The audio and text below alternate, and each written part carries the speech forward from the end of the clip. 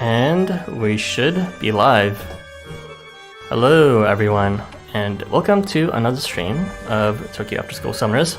We will be reviewing the new content that came out for this event, Kabukicho Night Festival, as well as a few of the ARs that came out in the previous campaign for the autumn, whatever it was called. But yeah, glad to be joining you guys again. Joining me again is Salgas. Say hello. Hello. Speak up a bit. Oh, was that not very loud? No, that's better. Alright. Irby. Hello.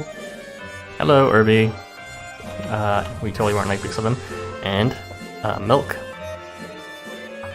Hi. Is there a studio chat? Oh, right, I forgot to link that. Let me just fetch that. Give me a second, everyone, while I go get the chat for, what's it called? My buddies over here.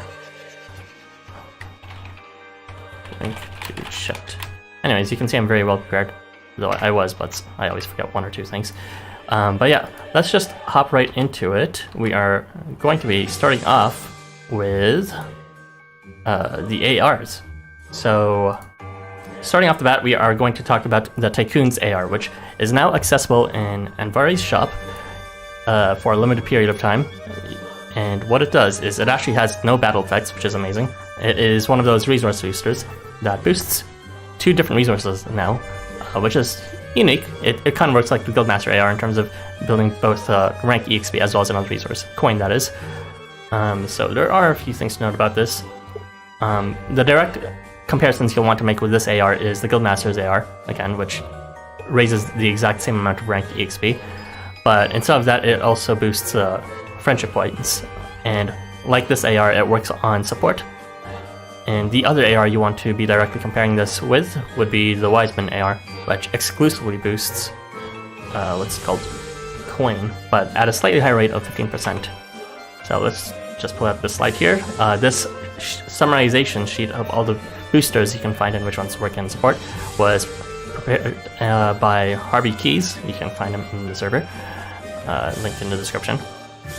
So, yeah, there's not much to say about this AR in terms of battle usage because it has 0 effect. It does have a pretty decent attack boost though, so you might just want to bring this AR just for that.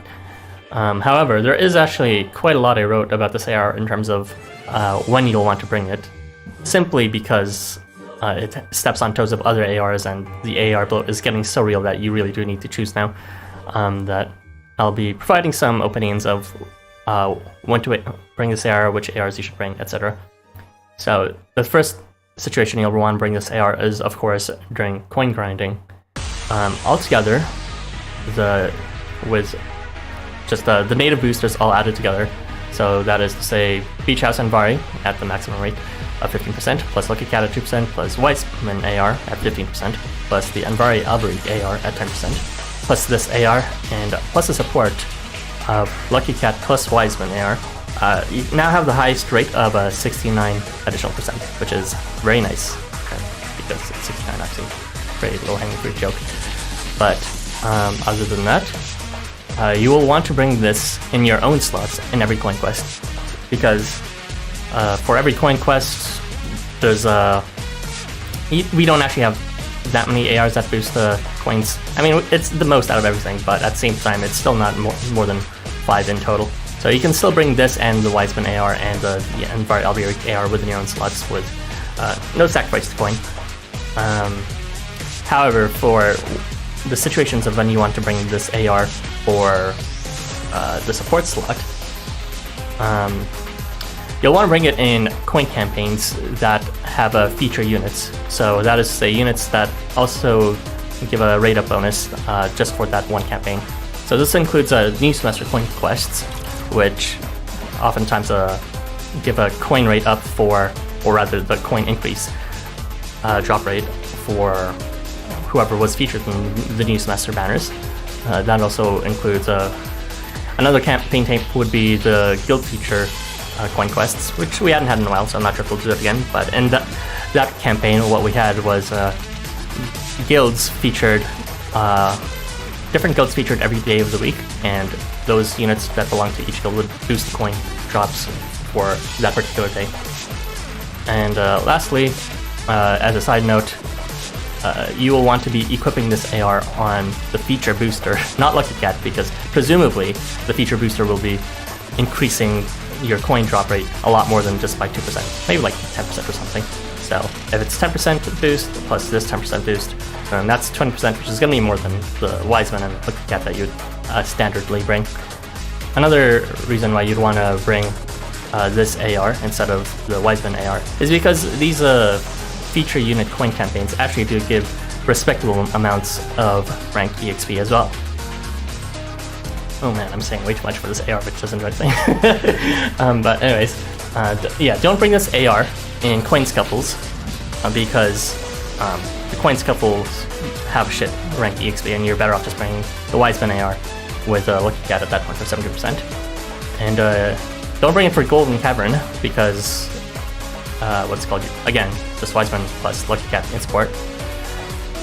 And what else? Yeah, that's pretty much it for the coin grinding aspect. Another aspect you may want to consider, although I'm sure most of you won't care about this, is rank EXP grinding. So, of course, as with the other ones, you'll just want to bring this AR along with every single other rank EXP booster for your own slots. There's, like, you can fit them all if you're really exclusively grinding that. You'll want to bring this AR for node quests, such as the ones that drop owner medallions and seeds and blossoms. And you'll want to bring this if you don't care too much about the seeds or blossoms in support slot as well, because those quests are actually, especially in half stamina, or actually during half stamina campaigns, they're straight up the best source of rank XP in the entire game, in terms of what's called stamina efficiency. So consider bringing this one if you have no pressing need for seeds or blossoms, but it's a campaign period. And you will want to prioritize bringing this Tycoons AR over the Guildmaster one if your AR choices are limited, because I know you'll probably want to bring stuff like seed boosters instead. Yeah, the rank EXP one, this one just also rewards coin as well, which is something that's great, since all those node quests, and I did check, I didn't realize this until I checked, but literally all the node ward quests do drop coin as well, so no matter where you bring this, you'll get extra coin.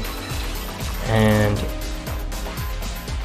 other than that, the other cases of where you'll want not to bring this AR, but instead the Guildmaster AR, it would be in daily quests other than coin scuffles.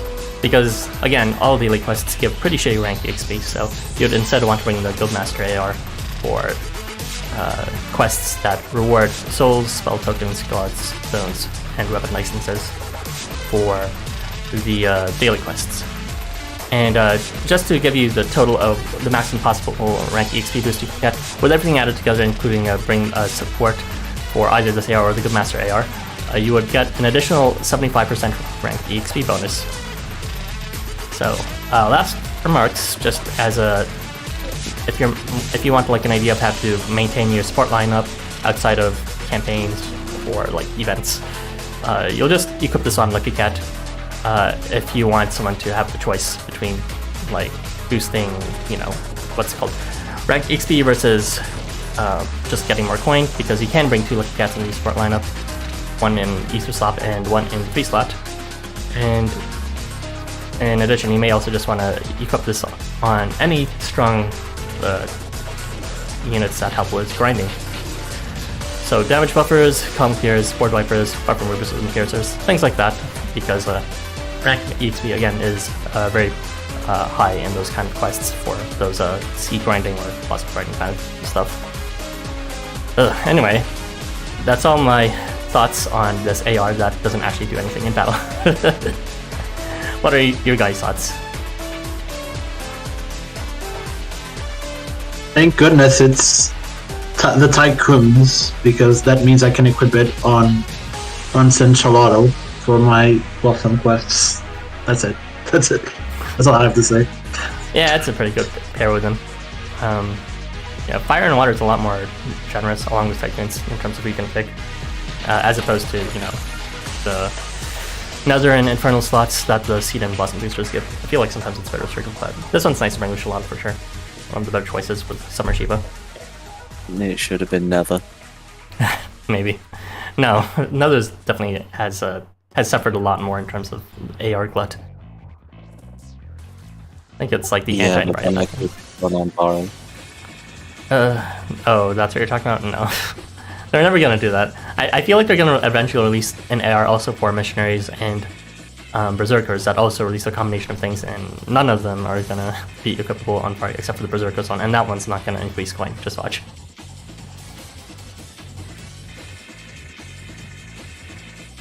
Maybe they release someone who drops more coin.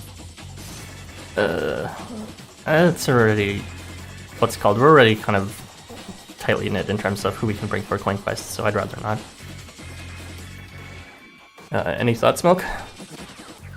The attack boost is nice for this event because some of the units I have really do attack stats, like Yaksha. So that's nice. Yeah. Otherwise, it's an AR that basically does nothing. So yeah, you just put it whenever you need to boost resources. That's all my thoughts about it. It is bizarre that they just straight up didn't bother putting any effects on this AR. Not a trend I'm super happy with, since some of the AR effects can be good, but I don't know. It seems that we're moving to an era of grinding that is a lot more reliant on unit kits rather than AR kits, since the ARs are just now, completely all boosters, and the effects are half the time not relevant. So I guess this is just a consequence of that, this AR not having any effects. But if that's all our thoughts on this, then I'll just go ahead and read the comments, if that's alright with everyone. Yes, please. Winning. Alright, I'll go ahead and read it then. Let's see. Yo, hello, Azinu, John Vera, Prismo, Lego the Echo. L plus ratio plus cringe plus Irby fell off plus no transients. Very interesting. Oh, I thought I was like, no you weren't. Coin cut, divide by, okay, that math is a bit too complicated. Sad Tsukuyomi, no one voted for him.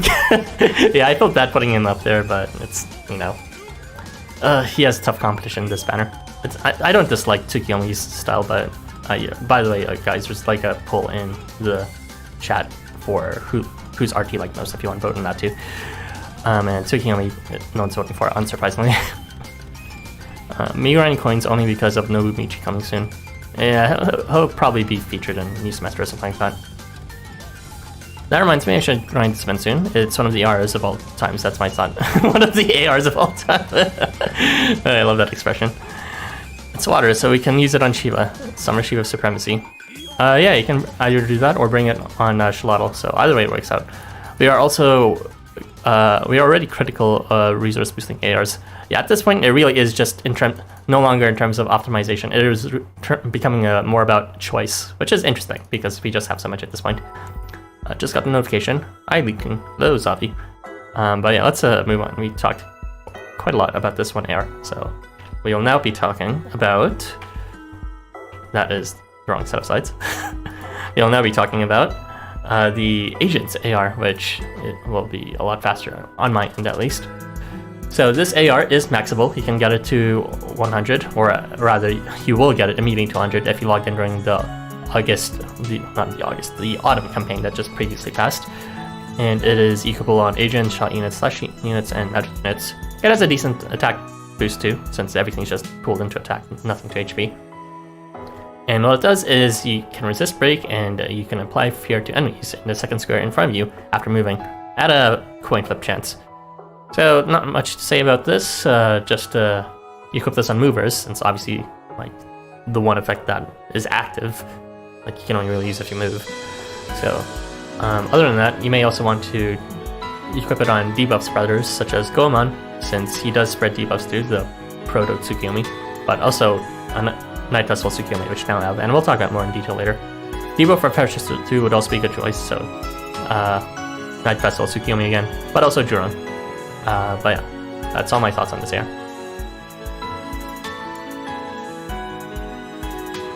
Any other thoughts, guys?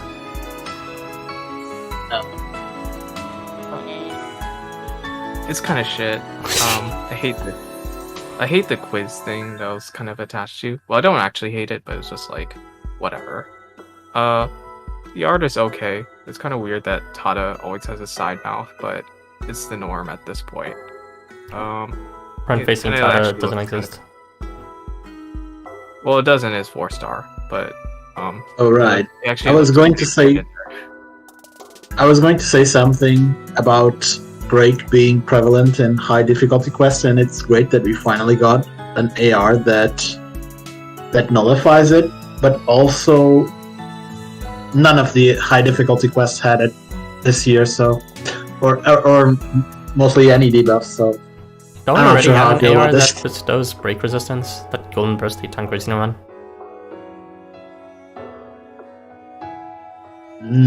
I don't remember. I mean, it's a very forgettable Yeah, effect.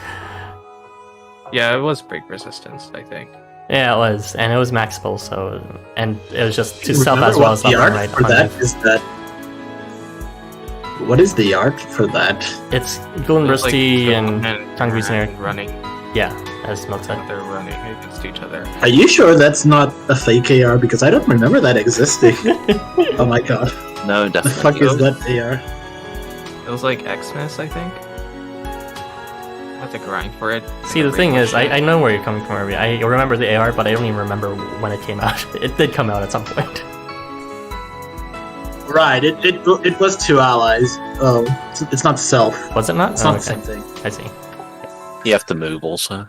Well, Yeah. this one you have to move to, but not for the break resistance. But yeah. Anyway, another break resistance source, I guess. But as Irby said, it has inventory land. Yeah, that's pretty much the only thing I think is notable for. I do not rely on 50% fear, that only applies to one tile. The same reason I don't rely on that one Shiro Yogg-Sothoth AR. Yeah, honestly, this AR is pretty much exactly like that AR, except it's at a slightly different range. That one is directly in front, whereas this one is like one square further. It's at the same range, I'm pretty sure, at the base rate. If I wanted to spread fear, I have a Darth, or not Darth, I have a glut of options for that, including Shiro himself, so yeah, I would definitely not use the AR for it. Yeah, well, it's good for the attack boost and being a drop bonus AR as well, but that's pretty much it. I mean, it could be good for Tsukuyomi, but other than that, yeah, nothing else. Anyway, if that's it, then I'm just gonna read the comments again, and then we can move on to the units. Everyone draws Tada with extra muscles. When just sharing high difficulty drop. Yeah, the difficulty drop is definitely a topic which a lot of us have negative opinions about. We can talk about that after the discussion now. Kyoto is so good with drawing Tada. Honestly, this art in specific, me and Zalgus talked about this in private before, but this artist really draws the art style of every character really accurately, which is impressive because you see other ARs and they completely like coerce other characters from other artists to look like their style. But in this one, they actually just look like they're all drawn by their respective artists, and I think that's really impressive. Well, except for Inuyaki, but it's like he's kind of off on the side anyways. But yeah, more Fuyoto art, please, if it means we get to see more of like everyone's canonical appearance in the same room together under the same lighting. I mean, I think Miniaki's close enough, despite not having quite the same butterface. I think they're probably similar enough. It's just it's hard to tell because he looks a lot paler in his regular art but in this one there's more like warm lighting, and also he's taken from the side. Cauliflower ear. Pardon? At least he remembered the cauliflower ear. Yeah, you see, it's stuff like Yeah, that. They he- respect the ugly details too. It's cool. Remember the gigantic lark as well. Yeah, you're right. I can actually see it right now with that grotesquely large muscular leg. Yeah, so I think it is accurate, just not in an angle and facial expression we're not used to seeing. He does have his eyes closed in this one too, which is unusual, since that is kind of the same to have his eyes open with his sacred artifact or whatever it is. But yeah, moving on. I like Tarutomo's outfit. That's his Valentine Jail outfit. Why was he even featured in that? He's not a Tycoons character, and yet he was there, just like chilling, but sure. It's okay. People will still ask about the hard quest in the help channel before even trying it out. I mean, that's normally the case, but honestly, I haven't even seen that lately. Tomo's chest, though, and Miniaki being more in ARs is prayer. More like Mentor's waiting on hard HDQ drops since 2020/2021. Hey, I mean, I was a fan of the, what's called, pre-Valentine Fantasy ones, and the Valentine Fantasy ones weren't that bad either. There's just everything since Valentine Fantasy that was pretty trash, which was a long time. There's only been a few events since, but there's like a large hiatus since, and not really excusable. Wow, British. I tried to vote Tsukuyomi, but my phone keeps messing me up. The phone doesn't want you to vote for Tsukuyomi. We have plenty of units to apply fear anyway, right? It's a pretty common debuff, I feel. I mean, it's common-ish, just, you know, when a unit has fear, it's usually an integral-ish part of their kit. So... People end up using Shiro anyways. Yeah. Leg right by Zalgus. Oh no, he needs to slide quickly.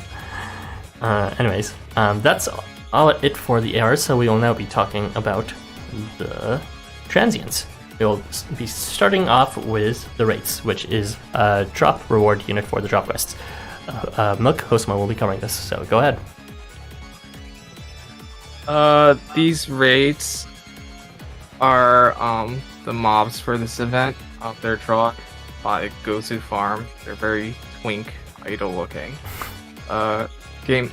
Gameplay wise, for mobs, their most interesting aspect is that they have a spread buff effect to allies, but unfortunately it's only to front, and they don't really have that many buffs to themselves, or at least the ones that you do get, you have to wait a bit.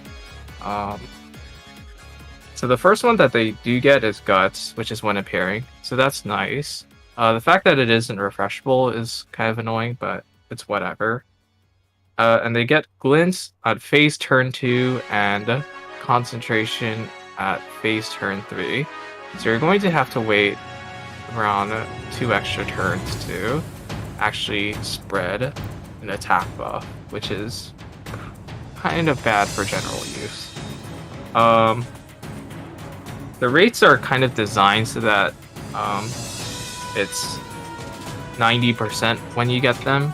That is, you get concentration, and the rate for concentration is 80%, but you should have glints by then, so it's 90%, and glint is 90%. And when you do try to spread the spread buff rate is 70%. So if you do have glint and concentration, that gets buffed to 90%. So if you manage to wait out by then, you can get glint, concentration, and guts. So that's kind of okay, except for the fact that we already have Itzamna, 3 and 4 star, who can spread glint and concentration. So in most cases, like if you're actually going to try to use like a buff spreader, you would just use Itzamna instead and just call it a day. But if you're only using mobs, then this is okay because concentration is rare for mobs. The second part of their kit is a CP gen and healing to allies after they move. It's kind of decent. It's 16 CP to left and right and arousal to left and right, so it's pretty good CP gen. I'm not really a too huge fan of just moving to get CP gen though after using Valentine Gunzo for so long, and then your team gets blown to smithereens, but it's kind of decent for mobs. It's at a 70% rate though, so it's not very accurate, I would say. And you get this 200 HP to allies when attacking, so that's just whatever. Kind of like a pseudo blessing, so to speak. Their CS doesn't scale, unfortunately. They just have possession. Possession is kind of cool to have for mobs, but they don't really have any way to generate CP themselves. They only help their allies. And that's pretty much it. For ARs, you can equip the usual stuff that gives buffs to them, like the Arc AR, the Kashi Oniwaka AR that gives reflect debuff on phase start. You can even use the glint Ibaraki Suzuka AR so that you can spread glints to the left and right. And yeah, overall, there's not really any units that I would recommend outside of just like using Eat Somna instead and having a much better team. But I think if you're like just like hyper fixated on using mobs like me, you could like do something funny where you have them in the support slot and get concentration, guts, and glints. Well, more so just concentration and guts if they come in on turn 3, and you know, buff somebody after one of your units die. That's pretty much it. Okay. Any thoughts, Zalgus, Irby? Why does that graphic have an all element? Oh, because I manually replaced them with that. Because it's all the attributes except null and infinite and all. Oh, okay. I don't know. I think it's kind of shit.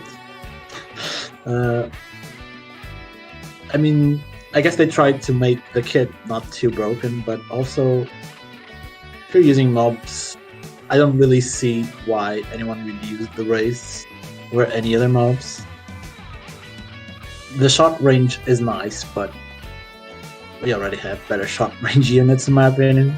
Yeah, the mermen. That are mobs. Yeah, exactly. And they actually deal damage. They prop their crit plus. So here, just waiting 3 turns to get 1 attack buff. And the CS doesn't even buff them either. It's kind of like, eh. Yeah, that's my problem with it. It's like, it would be nice if they actually had ways to get buffs on themselves more than just concentration. Because one of the problems with I assume if you're using them, you're going to be doing it with mobs.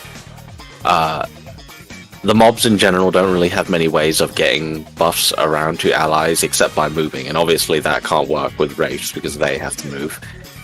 And if you're not using, you know, just mobs or something like that, like Milk said, just use Izamna, because Izamna can do Glint repeatedly and Tenacity and whatnot, and can do it at better rates, and 2 more allies, so why would you ever use this unit unless you didn't have Izamna, I suppose. But at that point, why are you even trying spread buff strategies if you're going to be relying on Wraiths? Because Wraiths, they exist only for spread buff, basically.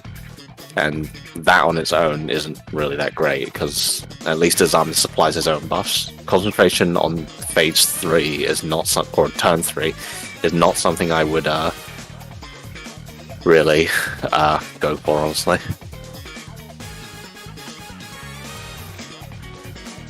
Well, if you don't have Izamna, Wraith's career guy, I guess. No.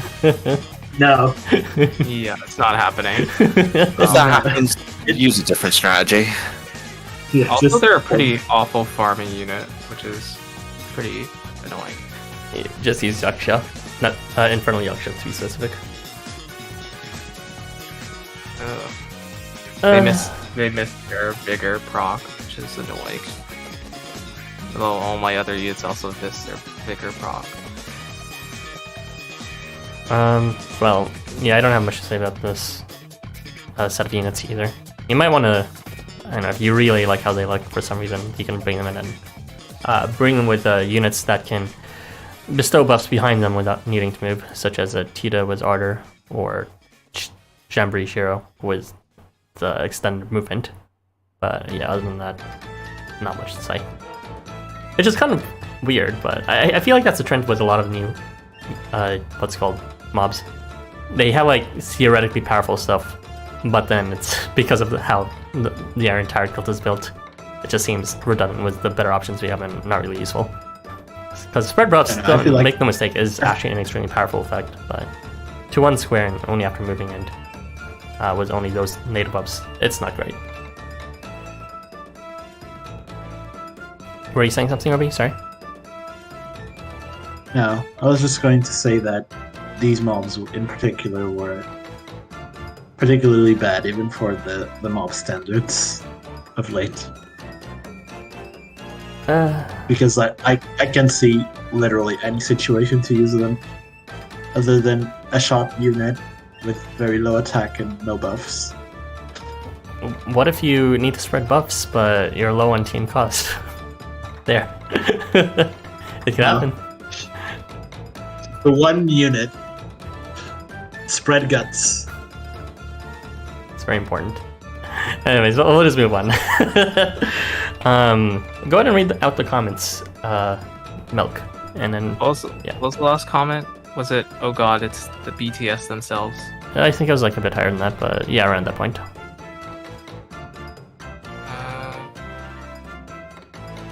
Is it the Tata side mouth? Yeah, I think it was. Okay, the reason why Tata always has a side mouth because he knows what is best side. If I want to use Fear, I would have used a Devil. Oh god, it's the BTS themselves. Ikemen. I have to say though, Ether Ikemen is good looking. Yeah, I like the Ether one. Maybe it's because he's tanned. And Water Ikemen. I always call them Ikemen mobs now. Noah, they actually tried to seed bait the BTS mobs. Water Ikemen got the glasses favoring him. As if I don't have better things to do with my skill seeds, I'm gonna use it on Jungkook. RLFL Lulu. And Ether Ikemen is halfway on the path to become rugged handsome. Why is Valiant One's Sephi, bro? Okay, cool. I can kind of see it. I'm grading these guys SA to 100. Never gonna use them, but they're hot. Ether/water. Heart. So that's all the reason I need. You know what's the answer for 70 proc rate? Smoky Deswa. Yeah, you can also spread Smoky's super glint thing, so that's kind of fun. 70% might as well be 0%. Ghosts involved to raids. They're the best meat shields for guts proc. Meat shield. Well, I guess I guess so. Yeah, as a mobs, they could just spawn and then immediately, survive one turn because they have guts. Doesn't matter. So that's one use. You don't need the rest of it. Yeah, that's like the good part about their buff spreading is that they can at least survive to get to like glint and concentration a bit. But yeah. Actually, maybe theoretically, if you're doing an that. all mob run, you could keep on cycling guts to each other, presuming one of them exhausts it every now and then. Well, yeah, but there's also like the problem of like, having to assume that nothing gets past the first row. But yeah. Yeah. But yeah, sucks it needs to move. You could use this mob if the enemy was invincible for specifically 3 turns or something. Lol. I guess that could happen, but yeah. Give Fire Wraith Oath of Binding AR and he can glint concentration prayer to allies. 30% skill activation.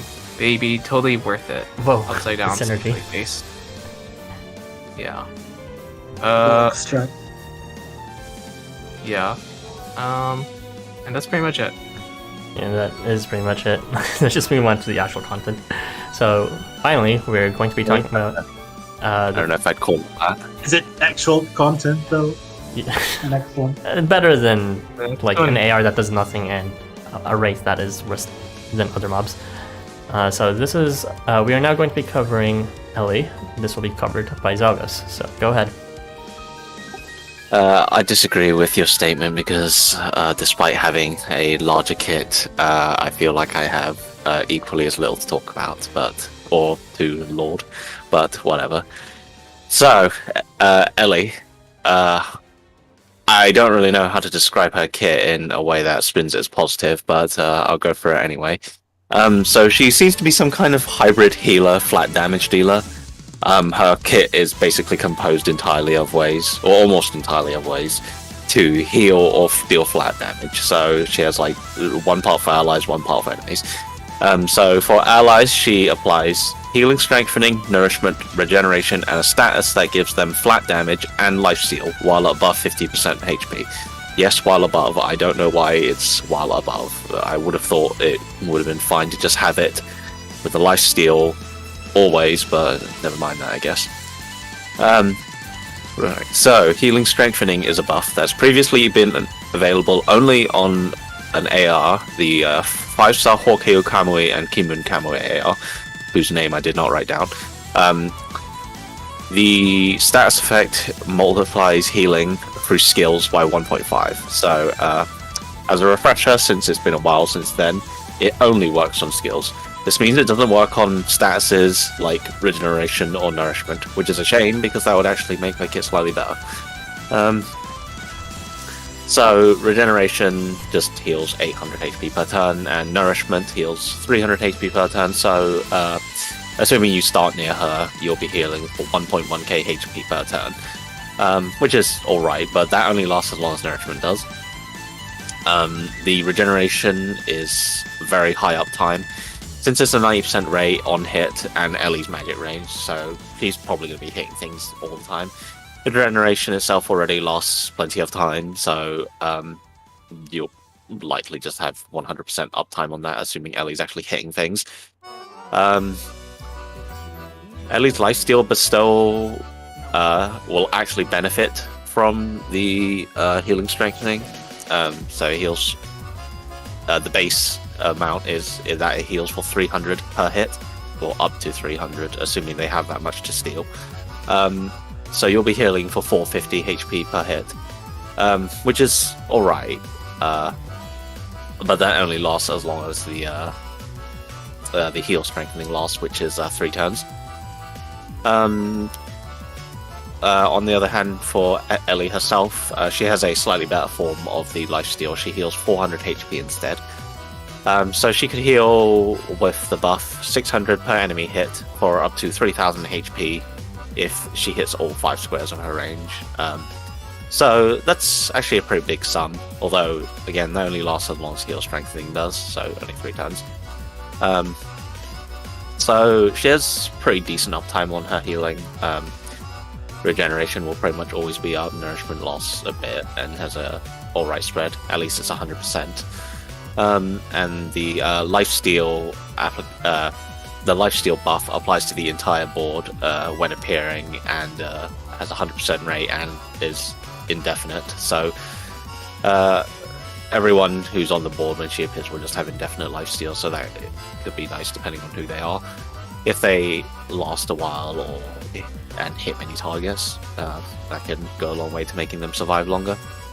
So on the flat damage side of things, she has the flat damage from herself and her lifesteal ally buff thing. She has healing reversal, craziness, and darkness weakening. So darkness let's talk about craziness first. Craziness, I would say, is probably one of her most interesting traits, because she's the only one. She's the first unit we have that can inflict craziness on demand. Previously, we've had the Nightgaunt mobs from Nightglows and some are Tinderlos, but for them to inflict craziness, they need to get hit. There's also Nodens and Mugen Tangaroa, Nightglow's Cthulhu, and Halloween Tsukuyomi, but they can only inflict it with their CSs. So Ellie's pretty much the only one who can inflict it whenever she wants. She does it at a pretty respectable rate of 8%, and she also spreads it in an absolutely massive range.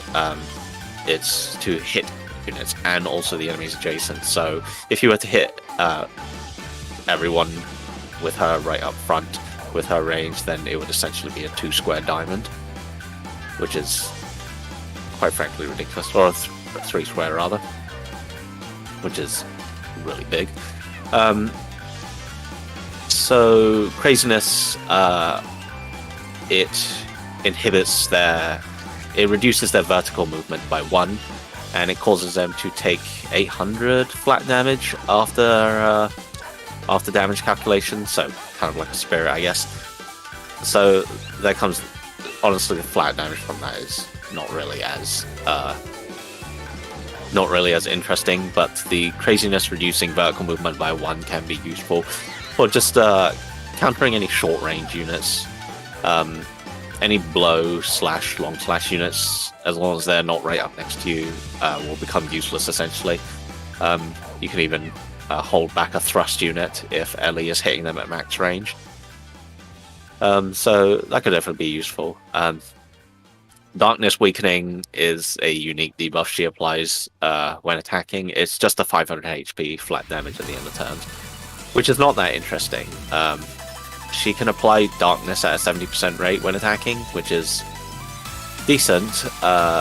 Although I would say if you wanted someone who could apply Darkness reliably, you would probably just go for Zhurong instead, who could do it at a 100% rate. Or not 100%, at a 90% rate. Also at magic range. He can only do it on the first turn, but he can reapply it indefinitely, unlike Ellie. I don't think you should be relying on a 70% rate, but as a damage mitigation tool, it's alright. I just don't like that 70% rate. Especially because it's her only method of mitigation. And one of Ellie's more unique traits is just her ability to apply Healing Reversal at the end of the moving phase in a 3 square diamond radius in front of her, so essentially like a 3 square or a pyramid. And 90% rate, so she'll have decent uptime on it, but she has to be upfront all the time.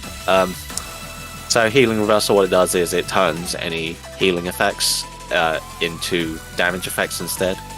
So it's supposed to go with her regeneration that she has. She also applies regenerations to enemies that she hits at 90% rate, so that'll turn that from an 800 HP heal to a 800 HP dot at the end of the turn.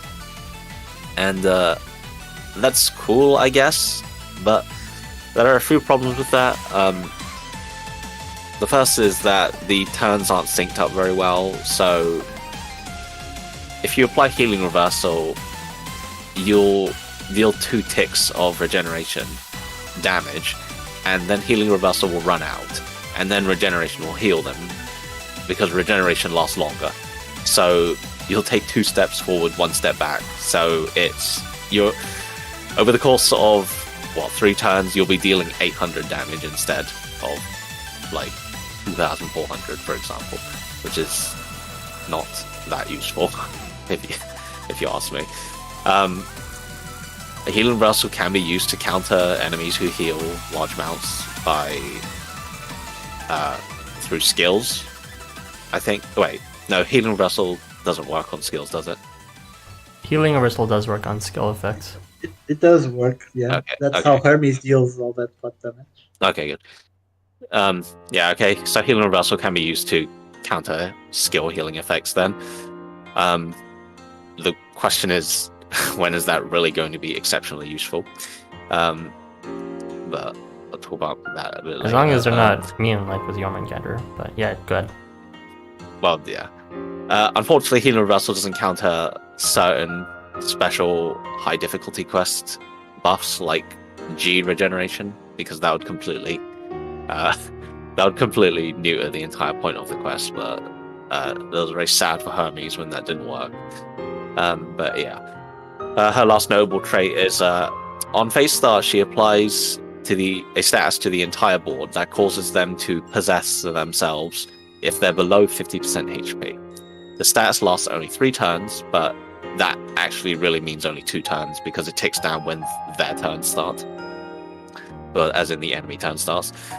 So because the possession is applied on the enemy turn start, you could end up getting or because it applies when the enemy turn starts, you end up getting 2 turns out of the possession rather than the usual 1, because normally when you possess an enemy, it will tick down immediately when their turn starts, and then on the next turn it will wear off.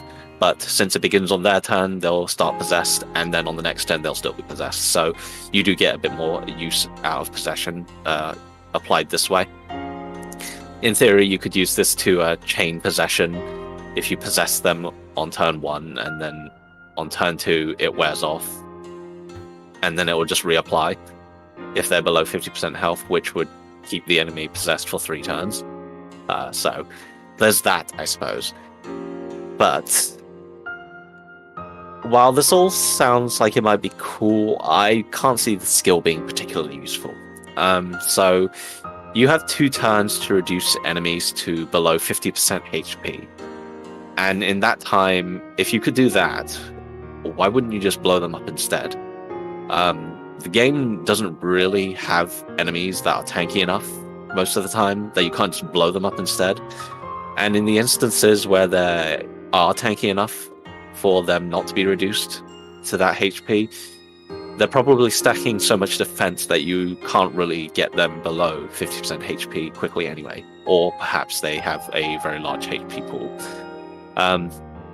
And Possession is a commonly resisted status in CQs anyway. In fact, even in this really terrible CQ that we have, the Wraiths actually resist Possession, which made testing slightly annoying. So that sucks. And for that triple Possession meme I suggested, that would require doing something like using Perun 5 to CS turn 1 to reduce enemies' HP to very low and also possess them. But if you're going to do something like that, why can't you just have Perun kill them instead? So yeah, the Possession sounds like it might be cool, but I don't see it being very useful. It might have some use in, say, a quest where they are vulnerable, but they all have guts. Vulnerable to Possession, but they all have guts or something. So you essentially waste their guts revival because they'll be possessed afterwards. But what I say to that is we have a guts resistance AR that pretty much anyone can use. So we can counter guts very easily these days. So, yeah, there's that. Although, I guess maybe you don't want to bring it or can't bring it for some reason. But, yeah, Possession, not very impressed by that. Her CS applies Countdown, deals 2 times damage to Countdown, heals self and allies for 1 to 2k HP. That would be cool to use with her heal strengthening, because, you know, that would actually be a decent amount.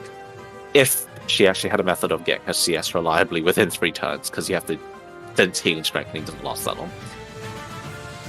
So, to close, I'm not exceptionally impressed with Ellie. Her main function seems to be just granting a bunch of healing, but we've discussed in previous streams many times that healing is not worth very much without mitigation. And so it's all well and good for her to heal. Lol. Yeah, not for that. It's all well and good to heal 1.1k HP per turn, but enemies can easily deal several times that with a single attack buff, or even not a single attack buff if they're just all attacking you several times, because, you know, there'll usually be plenty of enemies. She does have mitigation in her kit in the form of darkness, but first off, that's a 70% rate, so you probably don't want to be relying on that. And the second reason is that there's no guarantee that she's going to be hitting everyone at once. Even though she has magic range, the enemy can easily be in a formation that doesn't allow her to hit everyone, or even if there are 9 enemies, there's going to be 4 enemies she can't hit. So, and that would be assuming you even apply darkness to every single one of them. So, not the greatest mitigation. Another problem is actually her stat allocation. Her HP is really low for, like, it's quite below average. The average for 4 stars is about 7.1k HP, so her HP is actually quite below average. So that just makes it easier for her to die. And, like, her attack stat is bizarrely high for someone of her function. But she can't even take advantage of that because all she has is nourishment. And, you know, that's not impressive. And I guess her CS, but again, you can't get her CS very easily. So, on her own, she's not very impressive. The granting lifesteal to allies is alright, since it lasts indefinitely, but if I'm honest, I would not bring Ellie just for that. The situations where that would be useful, like perhaps some long-lasting CQ that is currently an endangered species, might be useful, where, you know, you just need to sustain across many turns. Although, in such a situation, I would say that if you wanted that, or if you wanted to use Ellie for that, then personally I would just get Ellie killed, so you could have someone more useful come in after she gives away her lifesteal to allies. But yeah, her possession on turn start while below 50 HP could be useful in theory, but I feel like in most situations where you could actually activate it, you're probably better off just blowing them up instead of just wasting time trying to reduce their HP to sub 50%. So she just feels like a healer who does nothing except heal, except for impractical ailment infliction. In a game where for a healer to actually be useful, they need to do something besides heal, like attack or defense buffs. You could be using someone like Beach Chernobog, who honestly he probably heals more than Ellie, while giving out actually useful buffs and debuffs like Unction and Ardor. Or you could be using Daikoku, who heals and pairs it with widespread defense and buff stealing. Or even someone like Tonte, who applies Ardor and has debuff management. So there's that. I don't feel as far as healers go she's particularly useful. And I guess her healing reversal is a interesting trait, because we don't have that on pretty much anyone except Hermes, and she can do it in a wider range, and can do it without Hermes's kind of strange on-move conditions that you have to play around. But the cases I can think healing reversal are useful are single digit, basically. Yeah, so honestly, in the end, I'd say her most positive trait is that she can inflict craziness on demand, and she does it in an absolutely massive range. Oh yeah, ARs. I don't really have any exceptional suggestions for her. There's the Bridal Claude and Snow AR for more healing to the ally in front of Ellie.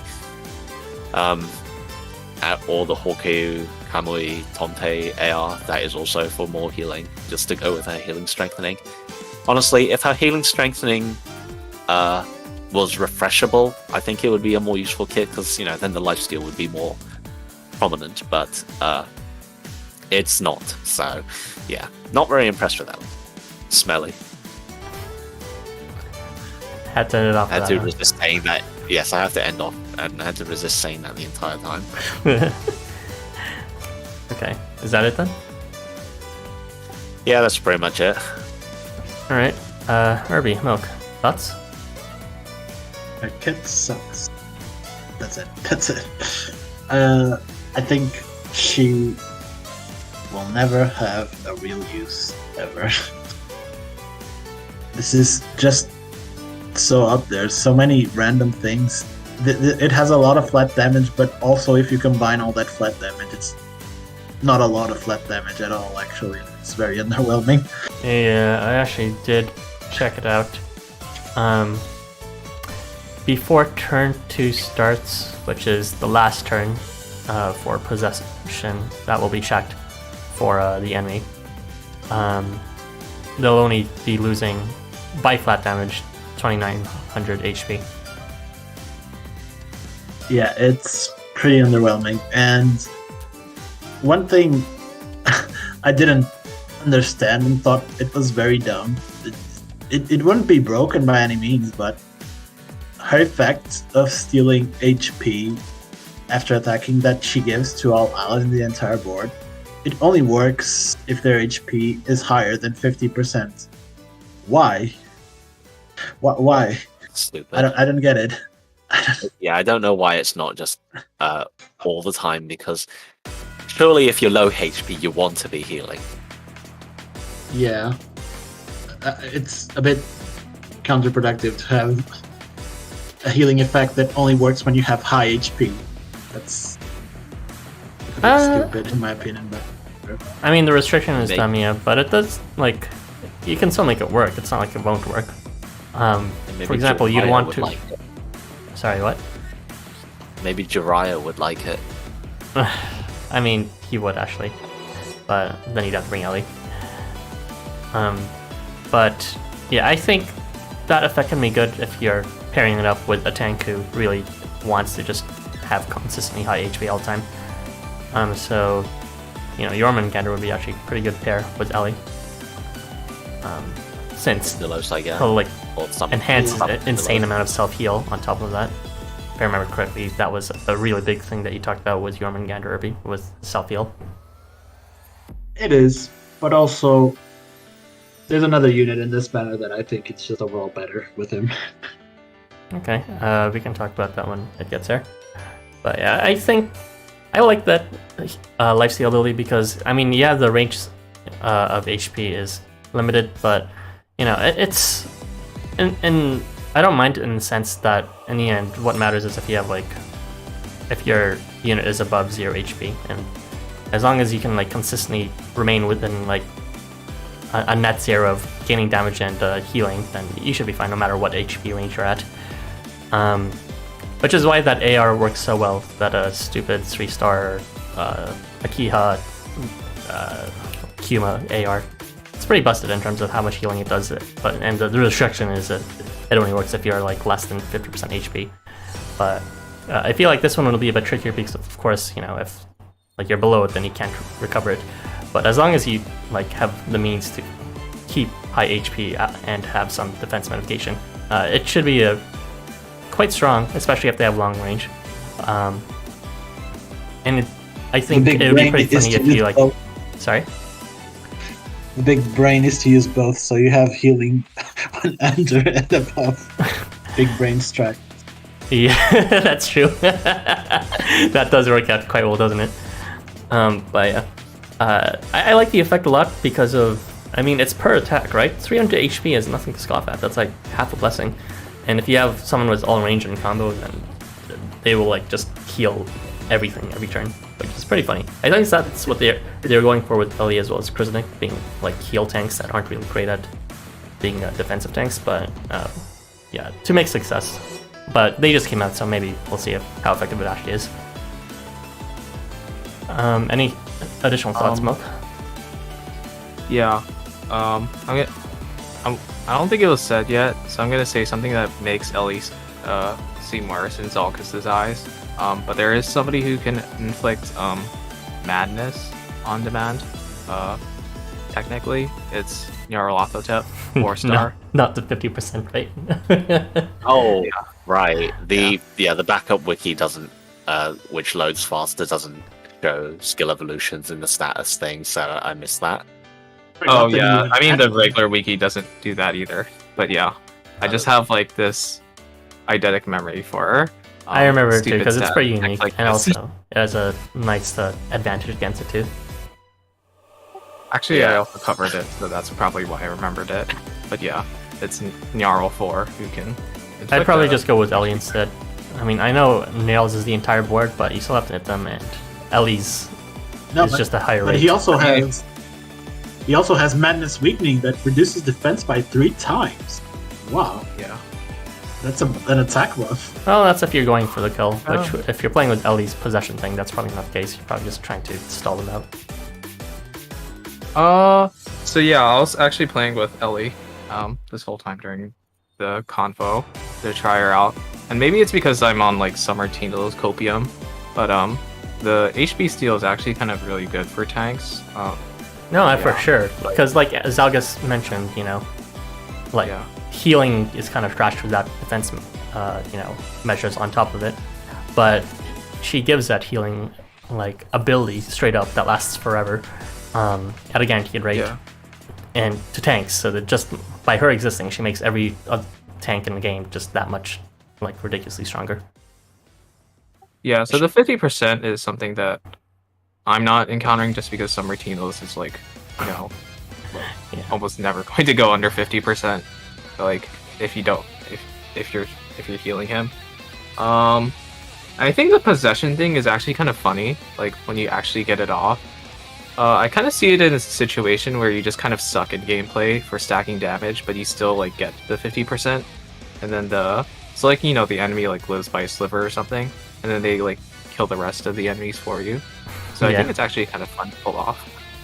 But yeah, not a very like great unit. I definitely don't want to pull her during these farming quests because then I'd have to be forced to use her and her negative damage. Honestly, I actually yeah. did pull a bit more after the stream specifically for Ellie. And Oh really? Yeah, she did make the grinding worse. Like, added a turn or two on top of it. I just hide her in the back. Yeah, that's what I did. I'm just using Ibaraki because more damage. I'm already using And the Ibaraki, nerf. but it's like, you know, Yeah. you're not doing enough.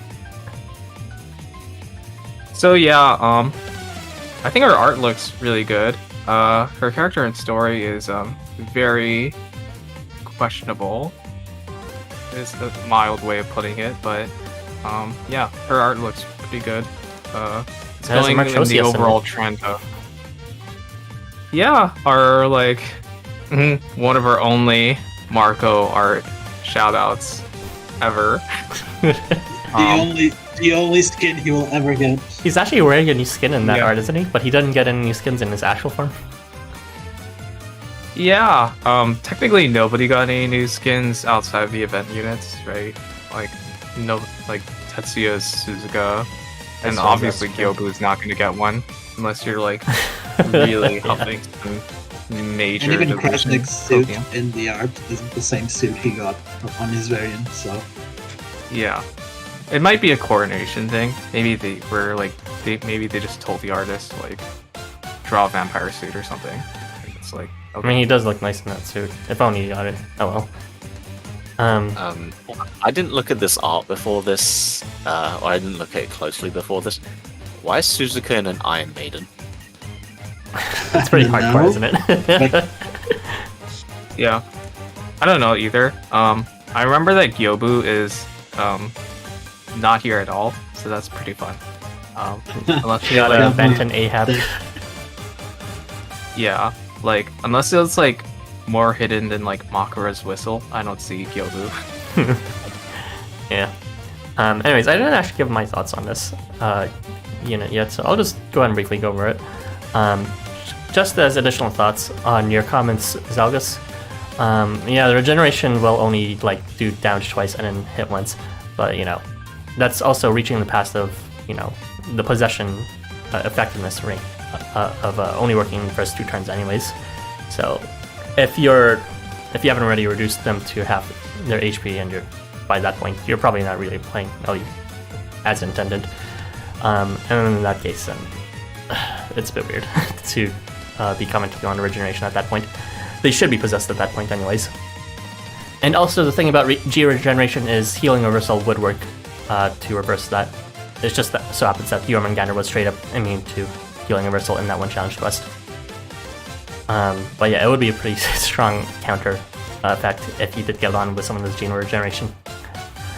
And additionally, yeah, it's really strong with units that have a lot of healing in large range, as I mentioned. I'm excited to try out Ellie. I don't regret pulling her, honestly, because she'll just make tanks that much stronger. Of course, it sucks we still haven't really gotten more survival quests, but she is definitely one of the strongest units to have for survival quests if you're just playing by plain tanking instead of something to use liquidation or guts. She will like add a bunch of healing as well as like healing enhancement, as well as giving an additional healing skill. So that's a lot as a, you know, supportive unit for healing. And oh yeah, her healing reversal sucks. We talked about it. So even if you like bring other enemy healers like Babylon with Blessing or Ursuline with Unction or Catfest Ryota with Blessing, it's not going to do too much additional damage. I do think, funnily enough, she'll pair well with Hermes, so it is a bit redundant in terms of healing reversal. But the thing with Hermes is that he doesn't actually do that flat damage on the very first turn because of the timing of things. He applies healing reversal after he attacks, but he applies the flat damage. Well, he applies the flat healing to the enemies at the end of the movement phase. But if you have Ellie slotted before that, then she'll actually apply healing reversal before Hermes, and then you can get Hermes' immediate massive flat damage, massive flat healing, then reversed into flat damage immediately on turn 1, which is actually quite strong. I played with Hermes, so flat damage before. It's a respectable amount. It's negative 10,000, and if it's a large boss, you're doing a lot more. So it's just going to be even more effective than Counter in that situation. So yeah, Ellie is not relevant for like quick clearing and all that, but I feel like she's one of the strongest units to have in terms of just straight up tanking. and also potentially for just healing reversal being more reliable and also having a much more convenient timing. So yeah, I'd say keep an eye out for her. She's not complete trash, but she's not generally the category of units you would use for most quests. But yeah, that's all my additional thoughts on Ellie. She's good for tanking, but is better off dying after appearing. I mean, she does respectable healing too. There's no reason to let her die after that if you're going for a tanking strategy. But yeah. I mean, she's selfishly tanking, besides the regeneration. She applies regeneration to allies as well, which is, like, only Gyobu can do that on attack. That's pretty good. I said that, but she's only applying regeneration. Like, there are many other people you could bring instead who would have better healing than it. Like have, like I said, Beach Cherno, say, in the back line so that Ellie dies and is replaced with someone who's actually useful. Yeah, you could do that. Of course, there's a combination of ways of doing things, but it's you can have all three of them on the same board at the same time too. And at that point, you're gonna be running out of space, I'm sure. So you probably won't even have a reason to kill Ellie since you won't have anyone else in the backline at that point to really make space for. Also, your team. Put her in the Kanan Tangaro exam team, so they can cycle even more things. The healing strength thing can last for a while. Yeah, it's a decent pairing, honestly. And healing reversal on that team would be pretty good too, and also having everyone heal would be funny. But yeah, not the rust unit, just not for your everyday things. And I think she's pretty strong in her own niche. In fact, I think she's one of the best in it. But that's just all theoretical. Anyway, I've parroted on long enough, so you are free to read the comments on this if that's it from everyone else. Where were we? I think we were at. You can give fire rate with the binding AR, so it should be K-pop mob now. K-pop mob be like your motherfucking life might end. Yeah, I don't know about that. Well, wake me up when this part is over. It's almost over. Twink mob. Now I feel less bad about not getting her. Yes, I'll say that if you don't get Ellie, do not fear, because you are not missing out very much. Ellie, my queen, why do you forsake me? As thirsty as I am for Sandayu, Ellie is definitely one I like the most. I like the most design-wise with this banner. She looks so pretty. I have something personal against Ellie that is very inane, so I am glad she has a bad kit. Fun fact, even if Zalgus is saying that, it was actually both Milk and Irby who specifically requested not to get Ellie.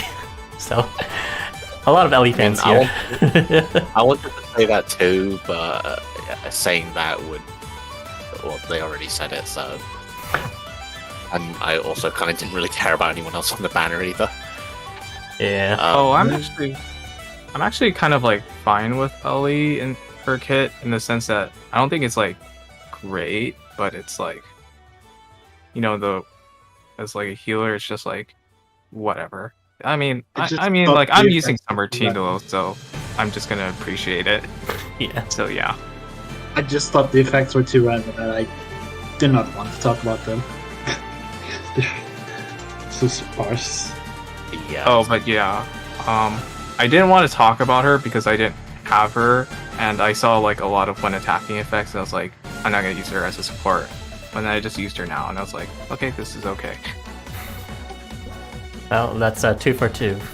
For Ellie versus against Ellie. So, it's up to you how you want to use it, I guess. You can continue, Selgus. Counters actually enemies with debuff her. Yeah, I guess that would counter you, because then Ellie would just get healing reversal on herself, and then she would start rapidly killing herself, and with such a terrible HP pool, she would die extremely fast. She would apply craziness and darkness and healing reversal to herself. She would make her regeneration would kill herself. Her nourishment would also make her kill herself, and she would be losing. I think healing strengthening will only apply to the actual heal, so she won't she won't like hit herself for 600 HP flat damage, although that would be funny. But I'm pretty sure she would only get some 400. I think it was tested and it does not work with reversal effects. So no. Yeah, that would be funny though. Wow, this kit was really a snore fest. I was joking when I said wake me up. I think I'll actually fall asleep. What's the name of that emote? Cute dog emote. Yeah, it's pretty boring. I've used up everything I've had, but I'll probably still keep throwing whatever tickets I get with us in the next few weeks until I get her, or if Sandayu or Kresnik decide to magically show up instead. Questionable, but if you like her, then feel free. She's a worse Moira in Overwatch 2, bad heals, but just as bad DPS. I mean, I don't know about worse, but it is a good comparison as this damage / heal centric unit. Yeah, Healers, but heal. Moira is actually useful. You should possess yourself now. Yes. Ellie's dress is so gorgeous. Remove buff has priority for Guts. Yeah, it's very easy to counter Guts quests these days as well. So, even with the possession thing I was talking about, where use it to counter Guts, there are plenty of other ways to counter Guts these days. Well, she definitely makes me crazy, winky face. It's because if you're it's because if you're above 50% HP, you're already dead, and Ellie can't heal dead people. Really. It's moments like this where I'm glad that I feel like I have a solid team for most situations that I can just roll for characters regardless of their performance, and totally be fine with hearing them be viscerally destroyed for their crap kit bulb. Yeah, there are many characters who have terrible kits, even like I'm sure there are many people who just pull the units they like rather than the quality of their kits, although as someone who actually likes the gameplay, having the good kit is a very nice bonus to have.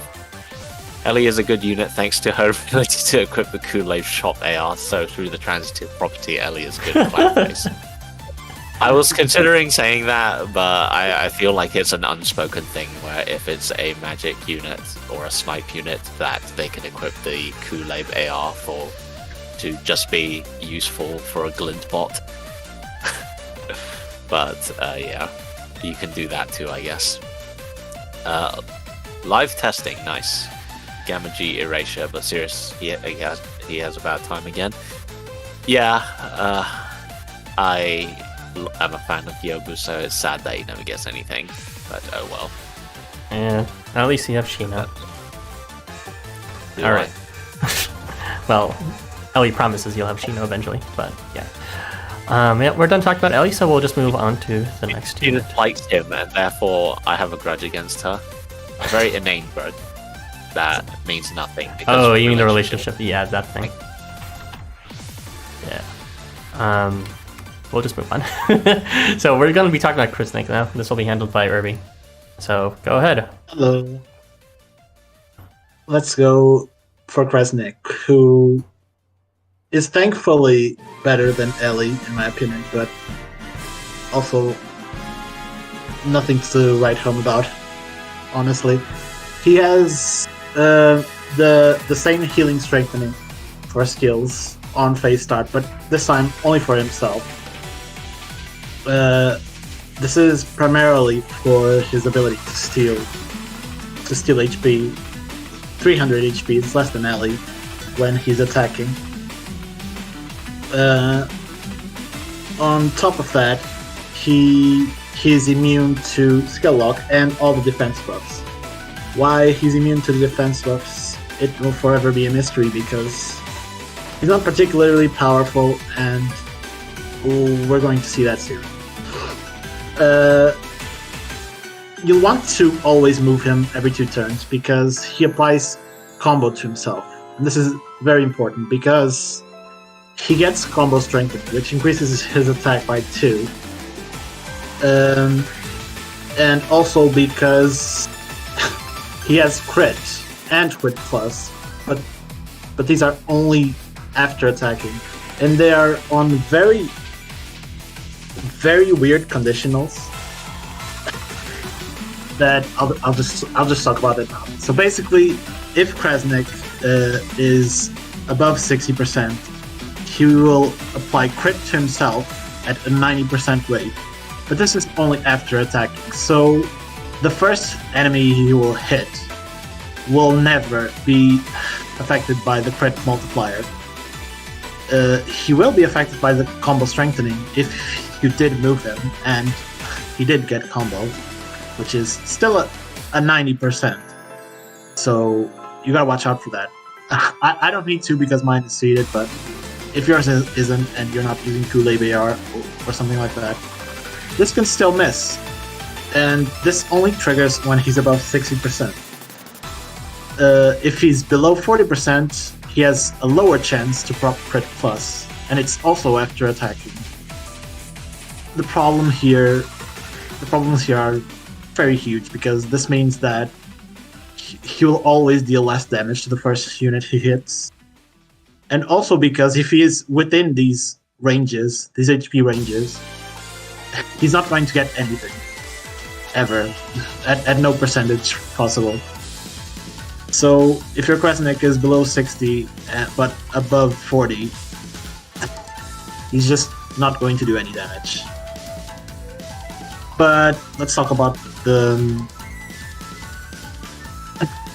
I was going to say the most important part, but it's actually really not really the most important part. It's only through a side thing that I think is the most important part, which is whenever he moves, he applies Steel Buff after attacking 2 allies next to him, Bestow Weakness after attacking 2 allies next to him, and Steal CP 2 allies next to him. These are 3 effects, and they are all after attacking. We've already seen a lot of Steel Buff effects only be after attacking, and that's honestly not too bad. It's going to be a flat 90%, which can't be increased further. And we've already seen Steel CP effects as well being after attacking. It's usually not a big deal. In fact, it's a lot better that stealing CP happens after attacking because that means the enemy will gain CP when he's hit, but also will lose that CP. You're going to want to keep him below 100 so that he doesn't get his charge off immediately. But the problem here is that his weakness is after attacking, and weakness is a 1-turn debuff that decreases defense. So if this is after attacking, this is never going to go off ever, because he only applies this to allies, and assuming they do not have combo or they have another ally on the same row as them, you're never going to take advantage of this weakness, unfortunately, because it's just going to go off in the next turn. Stop it all off. It's not even on 100% weakness. It's only 70%, and you can't increase the rates of this because this is part of its own status. So the reason why I said this was probably going to be important was because, well, these are 3 buffs, so you can trigger a lot of after buff effects by just moving Kresnik next to someone, and I think that can be pretty neat using some units that can benefit from it. I recently mentioned Jormungandr, and I did try it with him. It was pretty crazy, but I thought it was pretty nice. Unfortunately, he can only trigger these at once every 2 turns as well, much like his combo, so you're probably going to want to find someone to move in between these 2 turns, since you're not going to gain a lot from moving him every turn. But yeah, he's basically a sort of column clearing unit that's not really going to deal a lot of damage. The crit, you're not going to get the full benefit of it, and the combo strengthening is just a minor attack buff. On top of that, his attack stat is not really that great. I mean, it's average, it's not low, but it's nothing too special. There are a lot of better column clearers that even don't need to move at all, that can deal higher damage than him. But I will talk more about this later, why I think he's like this, but first I'm going to talk about the CS. Basically, his CS applies Stigma to all hit units, which is okay.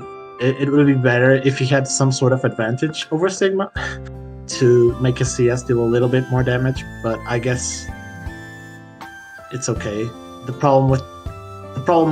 Why I asked for this is because since his crit is after attacking, it means that he's only going to get the crit after he hits the second hit of the combo after the CS, so he's not going to benefit from any of the crits on CS damage. So it would have been nice to have an increased damage against units with Stigma, but it's whatever. And he also bestows CP and HP to allies and himself in shock range as well. Right. I forgot to say that he has increased horizontal movement, which is very important. I feel like it's very important for column clearing units because you're going to want to move them around. They usually don't spawn on the places you want them to spawn, or are usually too disorganized, and it's often just better to reposition yourself in the board. But yeah, what I think happened here was that Left-Winders really thought about giving him the ability to give combo to allies, because otherwise this weakness here makes no sense whatsoever. It's a dead skill. It does not exist, and it's only there to proc after buff effects, or to I don't know. No, that's basically it. It's just to proc after buff effects. There's no other reason why this skill would be here. He's a column clearer, yeah, but unlike other column clearers, he lacks the ability to deal damage on the same caliber as them. It's still not quite there yet. It's still high, but it's not quite there yet. And he also lacks the ability to buff his allies, because usually column clearers do have been having abilities that do help them buff their allies. And it's a shame that he doesn't, because you will want to move him if you want him to column clear. But yeah, it's just a big disappointment of a kid, in my opinion. And frankly, it does feel like he was released like this just so he could get a skill evolution later. And my thoughts of it.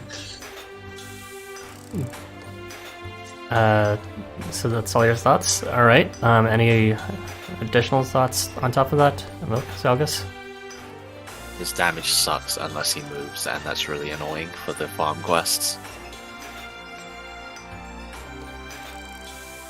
Okay. I have an extra thought. I have a meme idea involving Kresnik. So stealing buffs is rare, right? Yeah. Yeah. So what you can do is that you have somebody all range, like Kalki, or like somebody boosted with Summer Oz, right? And then you get Taishakusen, or like another. I knew this was coming. I have this written down too. And then you use Kresnik so that you can steal the weapon change blow while they're in weapon change all, so they get a 9 times damage boost. Yeah, it'd be 10 times, wouldn't it? Oh yeah, blow is 1. I keep thinking it's 0.9x, but yeah, it's 1. So yeah, you get 10 times damage. This is basically what already happens in the farm quest if you're using the Sphinx. Yeah, that's why I saw the Sphinx and I was like, wait, this is actually kind of good. It feels like blow range, right? It's good for exactly one phase, and then you're stuck with blow range for the next 2 turns. Yeah. Well, actually, you wouldn't be stuck if you're using Excess Benton, I think, but Herbie refuses to use her, so I didn't bring her up. No, she does not exist. Yeah, because She's Chris's not real. Benton would like only has it for one It's only turn, one so turn. Yeah. No, So it's she just, like, the length of the blow range that would matters, override it. right? well, but she overrides it the next turn. Yeah, but you won't The be able blow to get the blow multiplier after, so that'll just Yeah, but one-time thing. yeah. So pray for this one turn blow range soon. Then you The can real do- strat is to use it with the Festival Lead Show, so you can get non-range and deal 0 damage. Let's go. I mean, it could happen. It You might could. want to do 0 damage. But yeah, that's to all my beat the thoughts. Smoky God quest. 0 damage. Oh no, he still procs the abilities, never mind. Yeah. But yeah, that's all my thoughts about Kresnik. I think his buff steal is actually pretty unique. Yeah, I'd say I feel like that's there's something that I'm missing with it, like something like Goemonish, where like there's like some weird status I haven't considered that pairs well with it, with this like buff steal.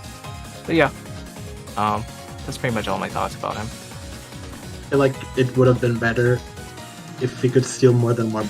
If you could bestow steal buff, someone that could steal more than one buff, but like someone with combo, for example. I don't know.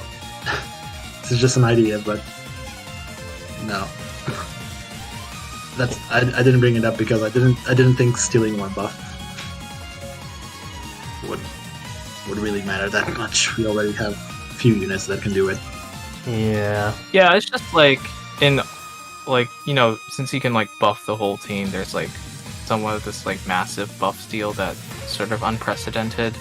And we've also have like these sort of Mimi ranges with like Sphinx and Summer Oz that I feel like there's some potential in this buff steal, but you know, it's just whatever. Yeah, I mean, it's one of those skill insertion things, so there's always going to be unexpected stuff with, you know, for example, Miniaki being blow range, and then all of a sudden he has range that he couldn't have before and makes him super busted. I feel like that there's might be a case like that with steel buff for units who normally don't have it will become a lot stronger if they did have it. But it's still just, you know, I don't think it'll be that amazing either way. With that said, out of the 3 skills he bestows, that's probably the most like interesting one because, man, that weakness one is really just like a kick in the face. Like, why is it after attacking? Why is it only 70%? Why is it only bestowed at 90%? And why does Kresnik not bestow combo? Like, shit does not make sense. You could pair 2 all-range units with him, and then the first one applies weakness to the entire board, and then the second one takes advantage of it. At a 70%. That's what I was thinking too, but that's way too much effort. Like, seriously? Doesn't Echo already do that? Yeah, she does. Yeah, but Echo applies weakness on her own, I think. And it's when attacking, I think, as well, so she can take advantage of it. I can't believe Kresnik was power crept by Echo. Yeah, it's bizarre, this kit. Like, Herbie was absolutely right. The combo being bestowed to allies should definitely have been here. Seth is bizarrely still being the only one who can bestow it on demand. And of course, there's also Walk on Tonka on phase start. But yeah. Oh yeah. Volos too, I guess. Alright, I need to show my other idea. Did it get mentioned already? So what you do in alternative to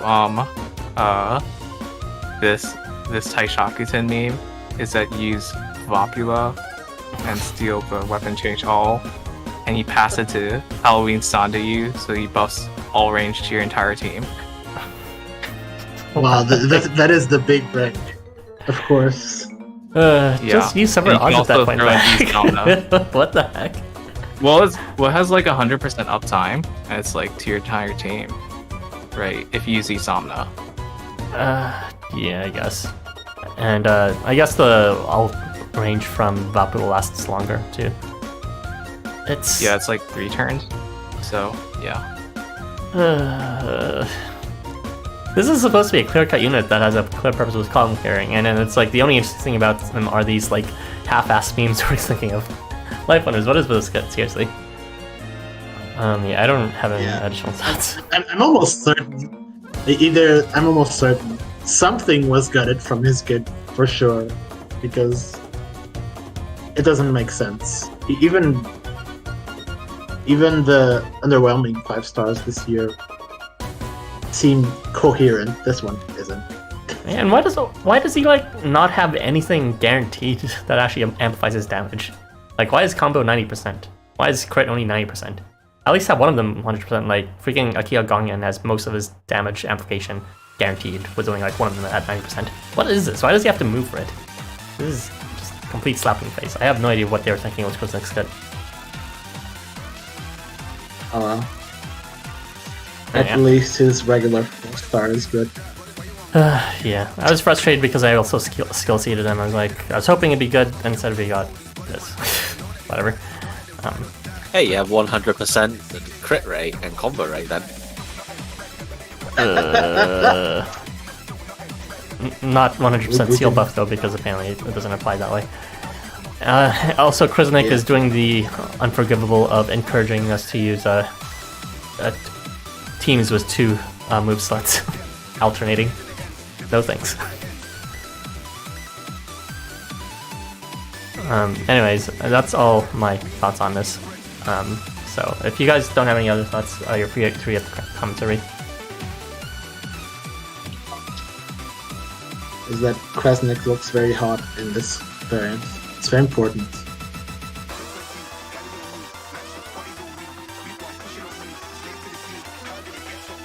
You remember? And I forgot where we were. It didn't go up that high. Luckily- Luckily, I have Kresnik's variant by well. Yeah. Okay, there it is. We have Kresnik's variant. In the Discord, we had a discussion that we also have enough column clears that when he drinks from that glass, the wine just drips on his chest, and then he bears his fangs at you to sell the vampire werewolf thing as he is going. Oh yeah, I love Sphinx stealing his weapon change and becoming completely worthless for a bunch of turns. Yeah, I've been trying to avoid it with my strategy by letting Kresnik and the other unit try to kill the columns where Sphinx is going to attack and not keep him exactly on the middle, but it's rough. I know that paying Vapula needs to move for the weapon change though. That Vapula strat sounds like Baton Pass in Pokemon. It's not about the kits, it's about the cash money. That is true. I mean, he has nice art. Yeah, so about the Vapula thing, that's why Kresnik, you only have to move him once every 2 turns. Yeah. Stop. Of course. Of course. It's terrible. Okay, moving on from whatever this was. We are now going to be talking about Tsukuyomi. This will be covered, I believe, by Milk. So go ahead. I also have the slides already, so just let me know when you want me to pull them out. Okay. Is it the one where it's like all I've of them included in one them image? one by one, and then the last slide is all of them, so whichever you prefer. Okay. Okay, cool. So Tsukuyomi is in this event as a 4-star, and he's cosplaying as an astrologer or astrologian. So his kit is kind of interesting in the sense that I think it's supposed to be thematically like acting like a ritual circle of buffs. So if you can pull the slide for the one which has like that he does every phase. Every phase? You mean every So turn? yeah, every turn. I mean, every turn he's gonna activate on move phase end, Ardor in the slash range above him, and give Ardor to the allies in that range. He's gonna give regen to the sides, and he's gonna give 20 CP. I put an orange square because there's no CP icon. for CP gain. It's a pretty big CP gain of 20 CP. So my thoughts on these buffs are, Ardor is bad because it's common. That's pretty obvious considering we just had like 2 Ardor buffers in the last banner, I think. It's actually kind of good because of the timing of move phase end. It makes Suku sort of flexible as like an offensive buffer in terms of like in terms of team slot. But I think the fact that Ardor is so common is a reason that most people would just skip over him. And it's at a good rate of 90%, so it's pretty good for an offensive buff proc rate.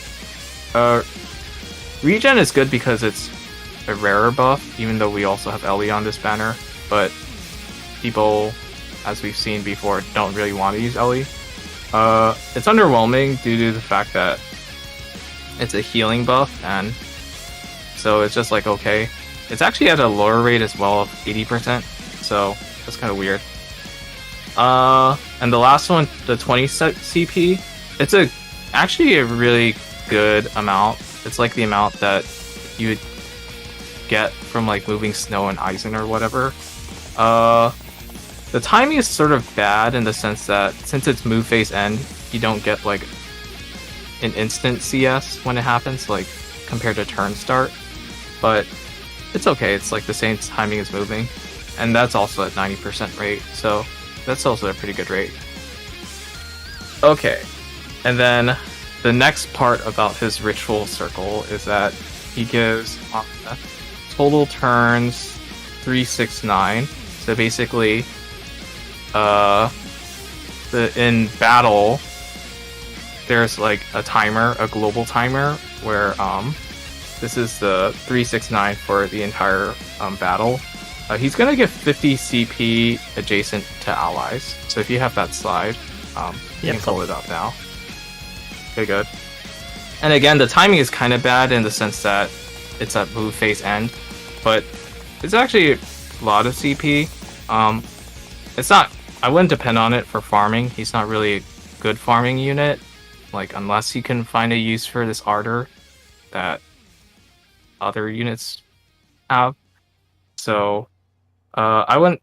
This 50 CP is nice, but it's not something that you would really depend upon too much. And the next part is that on the 3rd turn of every phase turn 3, he's going to give crit to allies at 90% adjacent to himself. He's going to give crit plus plus to himself. This crit plus plus doesn't really matter because his damage is so low. I mean, his attack stat is so low. Like, if you look at his attack stat, it's like 2.7k. So, unless you time it with it, so if you don't have his CS, with crit plus plus and no other buffs, Suku is just going to deal 4.66k damage, which is pretty pathetic. And with CS, it's 14k damage, which is like okay considering crit plus plus is his only buff then, but you just have to like time things perfectly to pull that off. That it's not really anything like to write home about. But the crit plus, I mean the crit to allies is good. And yeah, it has no use during like farming or like quick clears because it's phase turn 3. So that's important to know. Okay. And that's pretty much all of his like sort of move phase end timings. So the second part of his kit that's sort of unique to him is his ability to spread and refresh debuffs. So somewhat of a mix of Goemon and Zurong. So if you pull this slide up, it's in a weird range. He's going to refresh on one enemy, and this is the enemy that's like 2 squares in front of him. But he's also going to spread in this weird range of this like cross, as shown in the diagram. I used the pink symbol that has spread in it to show like which units it gets spread to. Yeah, I think it's right there. Yeah. The rate is low. It's at a 40% rate, but it happens for each enemy hit. So if you hit 3+ enemies, it's actually somewhat consistent. And remember, it's all of this is just for spreading. Like each proc is just for spreading and removing on the center unit. So it's not that bad if you have a lot of enemies, which you probably want there to be a lot of enemies if you're even considering trying to spread stuff. It's also nice because it bypasses like debuff, nullify debuff, and reflect debuff. So if you can find allies who can put a bunch of debuffs on one enemy, that would be good to pair Suku with. It's a bit awkward of a demand, but there are some examples that I'll get into later. I put in some faded debuffs that Suku has access to himself, but they're on some sort of weird timings and they're somewhat low activation rate. He has turn start charm at 60%, so you could potentially spread that. So it's good to know that if you have that charm like in that column, trying to spread that is nice. He can move to give curse at a 100% rate, but I honestly don't think you'd really want to move Suku. Like it doesn't interfere with his move phase end, but moving just to fish for curse is not really that great of a move. And he also inflicts madness on CS, which happens quite a bit. Unfortunately, if he gets his CS, he won't be able to do this refresh debuff stuff. So that's something to watch out for. But he often gets madness on CS due to his afterbuff CP, which I'm going to get into now.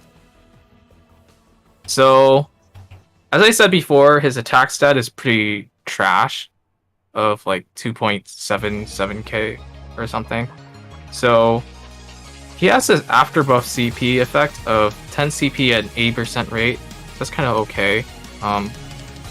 Some of the first afterbuff CP units had like plus 12 at 80%. So this is a little less. He doesn't get much buffs to himself. The most notable ones are his the ones on phase start, which is arousal and nullify debuff, and that crit plus on phase turn 3. But yeah, his damage sucks, so mostly you'll be using it to get like madness up on the enemies. And then there are some random parts about his kit. He has flat damage that deals more damage than Suku himself. He has like 1.5k flat damage when attacking, and he deals like 700 damage by himself, usually, with no buffs. And he has this random burn when missing. It's probably like if you miss a prediction in astrology or something. I don't really get it. So yeah, overall, what do I think about this unit? It's kind of a bad unit for farming, except for like this Ardor. So I don't think you'll ever use him for farming. It's actually pretty fun for stall strategies, I think, or like more like longer protracted battles where you have this sudden burst of damage due to crit and crit plus if you somehow like manage to buff Suku. He's kind of tricky to play around because you have to sort of keep in mind these like timers, like phase turn 3, his global timer of 50 CP. But overall I think he's a fun unit, but an easily skippable one. I would pair him with tanks like Summer Tinos and Valentine Vargas, probably Bale. You can also use Halloween Sandayu to get like the Ardor onto him, I guess, because that's what you're probably doing in the farming quest. You can use him to exploit debuffs from people like Fushi, who like puts possession and doubt in like one square, like 3 squares in front of him. So if you have like Suku in front of Fushi, you can like spread that. Sphinx is another one that's somewhat obvious because Sphinx has this chance of getting doubt, and doubt is a really strong debuff. I put Masanori, but that was kind of questionable, because you can also spread like the doubt or like buff reversal and possession, I think. So yeah, So those are some examples. For some meme ideas, put Xmas Takumaru. That's our favorite single square debuffer, right? Skill lock and weakness. And you can also use like Jacob, does weakness and break. So yeah. AR suggestions. You can put the agent's AR, as we said before, to fish for fear if you really wanted to, but you have to coin flip for it. Kool-Aid AR is a given. You can use some like other like random ARs like Ruler and Tetsu Walk-On. Those are like general purpose. I think there's one that was missing. Oh yeah, the Ellie Suku AR itself, which gives charm on face start, I think, right? You can use that to increase his charm chance. So yeah, that's about it. He's a bad farming unit, I think, outside of Ardor. But he's actually kind of fun, I think, in terms of like longer battles. Okay. What do you think, Salgus, Herbie? I was very disappointed to realize that his crit is phase turn 3 and not global turn 3, because I was going to suggest using him with Tindalos 5 because none of his buffs overlap. If he had Ardor and crit, that would be quite nice synergy with Tindalos. But unfortunately, because it's phase turn 3, what's probably going to happen is after phase 1 you're just going to end up wildly out of sync with Tindalos.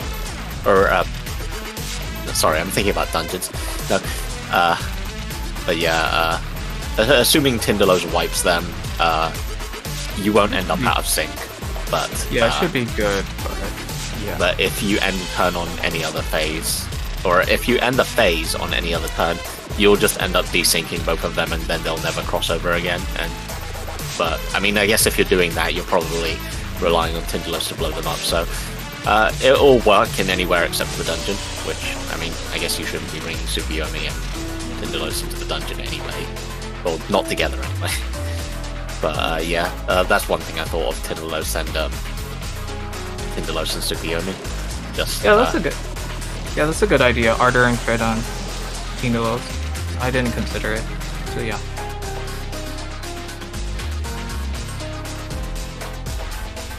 I have no thoughts. Head empty. Told you something to say eventually. Yeah. Good. I guess he's been further yassified in his heart. Yeah, his Is he nice owie hand? for real though. At least his angle before was flattering. This one it looks like he's making more of a Moai face than Tangaroa. The Moai is the AR one. Yeah. The Moai. Jeez, it's all Moais now. I do think he's actually a better grinding than you're letting on, though, just because that Ardor is actually, the timing of it is pretty great. Because a lot of strong buffers we have are, like, we just never use because of how terrible their timings are, like with Ketchi. They just can't be useful reliably on turn 1, for example.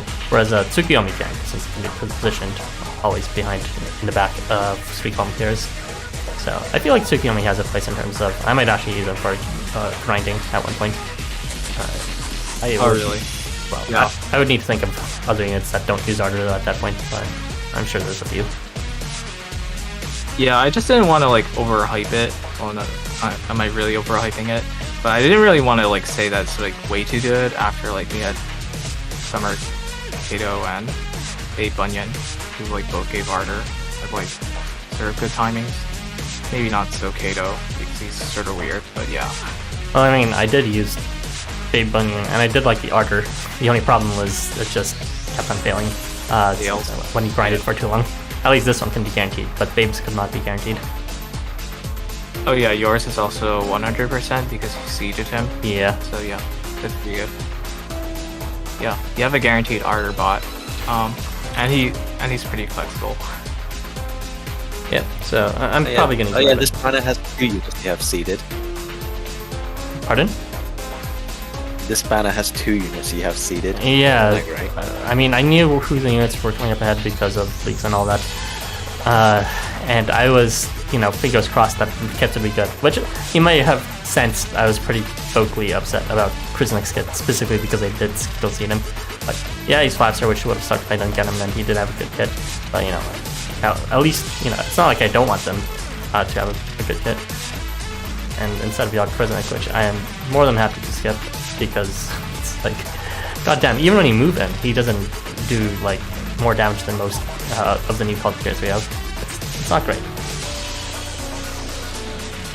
And also, I didn't mention this back then, but as a column clear, generally you'll want to be hitting them, defeating them in one turn, since oftentimes these enemies do activate things after the first hit, and there'll be something like evasion or guts, which would be dumb, you know, if that only happened because you hit him twice or something, rather than once.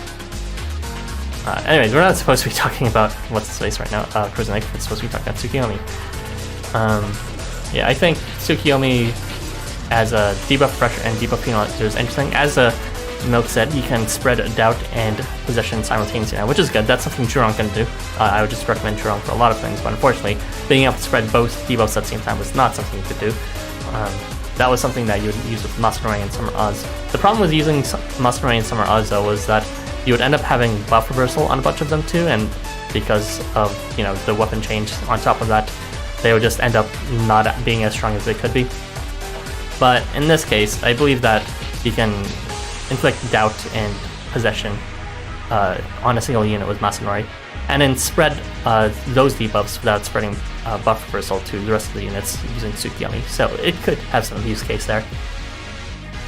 And yeah, I think Fushi might just be better if you're trying that main, but yeah. Yeah. What's called? The thing with Fushi is you can't really control turn 1 positioning that well. But with Masanori, you just need to put, yeah, right. Okay, so, yeah, makes sense. And besides that, you may also want another set of situations where just spreading a single debuff to everyone with Summer Odds wouldn't be applicable. Is if you're trying to spread more than one debuff, so doubt in possession, as I said, but also burn and conflagration. So there are units like Tarutomo or Unfurl the Seals, Ifrit, or Night Ghost Kasuga that you may want to consider spreading at a further range, both their debuffs at the same time, using Tsukuyomi. And yeah, that's pretty much all my thoughts on this unit as well. I mean, of course you can equip more debuffing ARs, but Milk, I'm sure, has already covered them, so it's fine. We're good. If that's it for this unit, then you're free to add the comments, Milk. Yeah, I just realized I forgot to say what his CS does outside Madness, but he also does some extra flat damage and gives nullified debuffs to himself. Oh, right. So that part. He has burn on self for some reason, which you can prevent it, I guess, with nullified debuff. I don't really understand why those features exist, but sure. Yeah, I mentioned the random burn. I guess it's like you can fish for more CP, but I won't think about it too hard. So yeah, maybe it's like a Hecate thing. No, I won't think about it. Yeah. Let's see, where did we stop? It's not about the kids. Yay, the book that is Tsukuyomi's skills list. Yay. Yeah, his kit was really long when I put it into the wiki, so I was surprised. I was actually really looking forward to his afterbuff CP because I like afterbuff CP effects, but his attack stat being so low and his lack of buff to himself sort of put a damper on my enthusiasm for that, so that was kind of disappointing. I low-key want to use up my tickets just for Ellie and Tsukuyomi. They just look fun and pure. Probably cute. Yeah, I think Tsukuyomi is actually pretty fun. I kind of like longer strategies, even though I say I hate tanking, so yeah. That's Tsukuyomi's good. The summer team lows speaking to you and changing your mind. No, well no, I use Marco a bit, so yeah. Even though I say I hate tanking and tanking sucks. I mean, I do agree that what's it called? Both the 4 stars are very fun, even if they're not the best for general purpose content. Yeah. Hello. Wave sign. Hello. Low activation rate? No worries, just use Smoky. Yeah, Smoky God, I was considering it, but it's kind of hard to just set it all up on turn 1, but sure. If you like really want to guarantee something, because God forbid, 40% is sort of awful if there aren't a lot of units, a lot of enemies. Yeah, you can use Smoky God. Emoji. Just bring Halloween Ellie with Kool-Aid AR. Haha. Suku be like Hawaii face, said by Arthur. Prisma is a member for 7 months. Did it for the emojis. Thank you for the 7 months, Prisma. Finally a new debuffer though. We've got a lot of nether damage dealers recently. Yeah, we got Kresnik, we got Akiha, we got Valentine Balor, even though that was like 8 months ago. Yeah. Did you already do Ellie? Yeah, Zoe, you missed it. Yes, Zoe, you missed her. Amaterasu, Pensive, Sag. Well, hello guys. So hello. So guys, who's summoner remaining? Halloween Sandayu? Yeah, Sandayu and Sphinx are remaining, I believe. Sandy. Last but definitely not least, so they did Sphinx. No, oh, forgot why Sphinx keck. Forgot about Sphinx. Little brother, I have Tsukuyomi's variant on my main account. Sorry for being away for a few minutes. Tsukuyomi wrote sus in his art. Did he really write sus as the part of the Susanoo part? God, do I have to really check this? Yeah, it does say stuff. That's fun. Oh, it's just SU and an S? Like, I guess Yeah, so. If you ignore the math, yes. Yeah. That reminds me of, like, people editing, like, the anime eyes, you know, like, their colored pupils to look like Among Us characters. But yeah. There is, like, like, summoning circle does have, like, yeah. I think that was funny. Like, if you look at, like, I guess if you look at, like, I forget it. Yeah, never mind. But yeah. He has Susanoo in his summoning circle, so maybe there's some lore about that, about summoning the main character's soul. I don't really get it. I never tried Tsukuyomi and Kresnik's variants when I got them. Well, you should try them because they're the optimal farming boosters. So, yeah, you should try them. Jarebearer sus anew, yeah. Tsukuyomi the fortune teller, hi Milk, and hi everyone else, I guess. Rolling Eyes face, hi Harvey. Harvey Keys, hi. Oh, I like the cards in Tsukuyomi art. Yeah, they're tarot cards, and they have pretty cute chibis of the event characters. I like the Kresnik chibi. Looks good in it. I'm sure there's some like deep meaning in like the tarot cards about like how Kresnik is justice, I think, and Sandayu's the hermit. But I don't really know anything about astrology, other than that it can be used to ascertain about who blocked me on Discord. Harvey. What is this emote that you sent, Irby? I can't really see it. It's a water gun emoji. Oh, it's the water gun. I thought it was like the ball cupping emoji that we had. No. That's a good emoji. Yeah. For destroying my feelings with that, I'll try. Someone's saying JoJo stuff. Yeah. Okay. Alright. I don't really get the JoJo stuff, but okay. That's it. Alright. Before we move on, Zagas, I'm curious, as the resident astrologian fan, what do you think of Tsukuyomi's art? I don't know if I'd call myself an astrologian fan right now. I think astrolabes are cool, and I also think tarot cards are cool. So in that it looks cool, but as far as like star imagery or astral imagery goes, it doesn't really have that much. There's it's pretty much just the astrolabe and the cards. There aren't any stars or any celestial bodies or anything, so I unfortunately cannot make as many Final Fantasy jokes as I'd like, although I would say for me the kit is as fun to use as it was to use Nocturnal Sect, which is to say not at all. Yeah, it did seem like they're focusing on him being more like a cult summoner than an astrologian, but nonetheless I did like the visualization of tarot cards. They're always very fancy. Anyways, I do like that the tarot cards, like I didn't look at them too closely. I haven't looked at like any of the art too closely until now, but I do like that the positions that the characters are in on the tarot cards are actually similar enough to the classical depictions that I was actually able to recognize them all. They usually, I don't know the numbers off by heart. I just know some representations of them. So like I was able to tell that Sphinx was the Wheel of Fortune and that Sandayu was the Hermit. And when I saw this Although art, I I thought was reminded of Candy's hints. I was like, oh, there's a sign. Yeah, I think Ellie is the Empress because, of course, why wouldn't she be? Yeah, she's Empress. And yeah, Kresnik is Justice, which is maybe just because he's a hunter. I mean, it's yeah, kind of you explained in actually the got it story, all right. things like that. So I think it matches quite well. Anyway, that's enough of the art discussion. Wait, sorry, do you have any comments, Herbie? No comments. Alright, Tsukuyomi will remain uncommented. We'll just move on to the good unit of the 5 stars, in my opinion.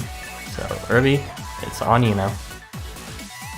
It's also my opinion because Halloween Sandayu brings in a new way to spread buffs. Unfortunately, he cannot spread buffs every turn, but he can spread buffs every an even turn. So turn 1, 3, 5, etc.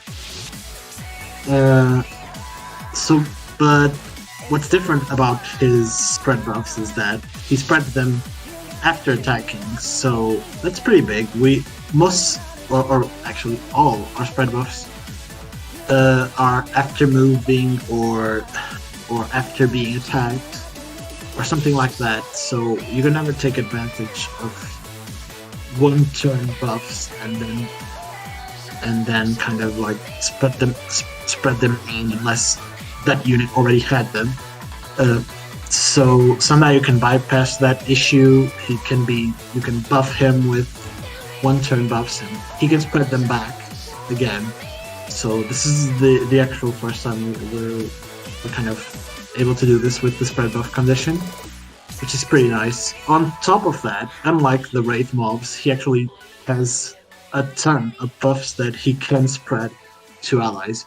He spreads them on slash range below him, reverse slash range. So you can eventually spread them to the entire team if you put them up on a pyramid formation. And the buffs he can bestow on turn 1 of every phase is attack up and defense up. But also he gets vigor on phase start and every turn past the 4th one. So basically he will have permanent vigor unless it's removed. Because he will keep applying vigor to himself when attacking. So he will always be able to bestow vigor along with these buffs.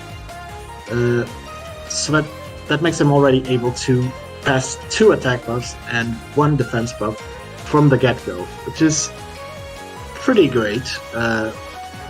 But what makes him really good is the fact that these buffs are actually pretty uncommon on their own. Most buffers aren't actually attack buffers or vigor buffers, so you can potentially use him with the millions of ardor buffers that were already mentioned to exist, so that he can give yet another buff to your team. You can give him crit, so he spreads crit to everyone. There's a lot of possibilities here. But I'm just going to continue on with this kid because these buffs that he has, barring vigor, they only happen once per phase. So basically, he bestows attack up to himself and defense up, as I said before, on the first turn.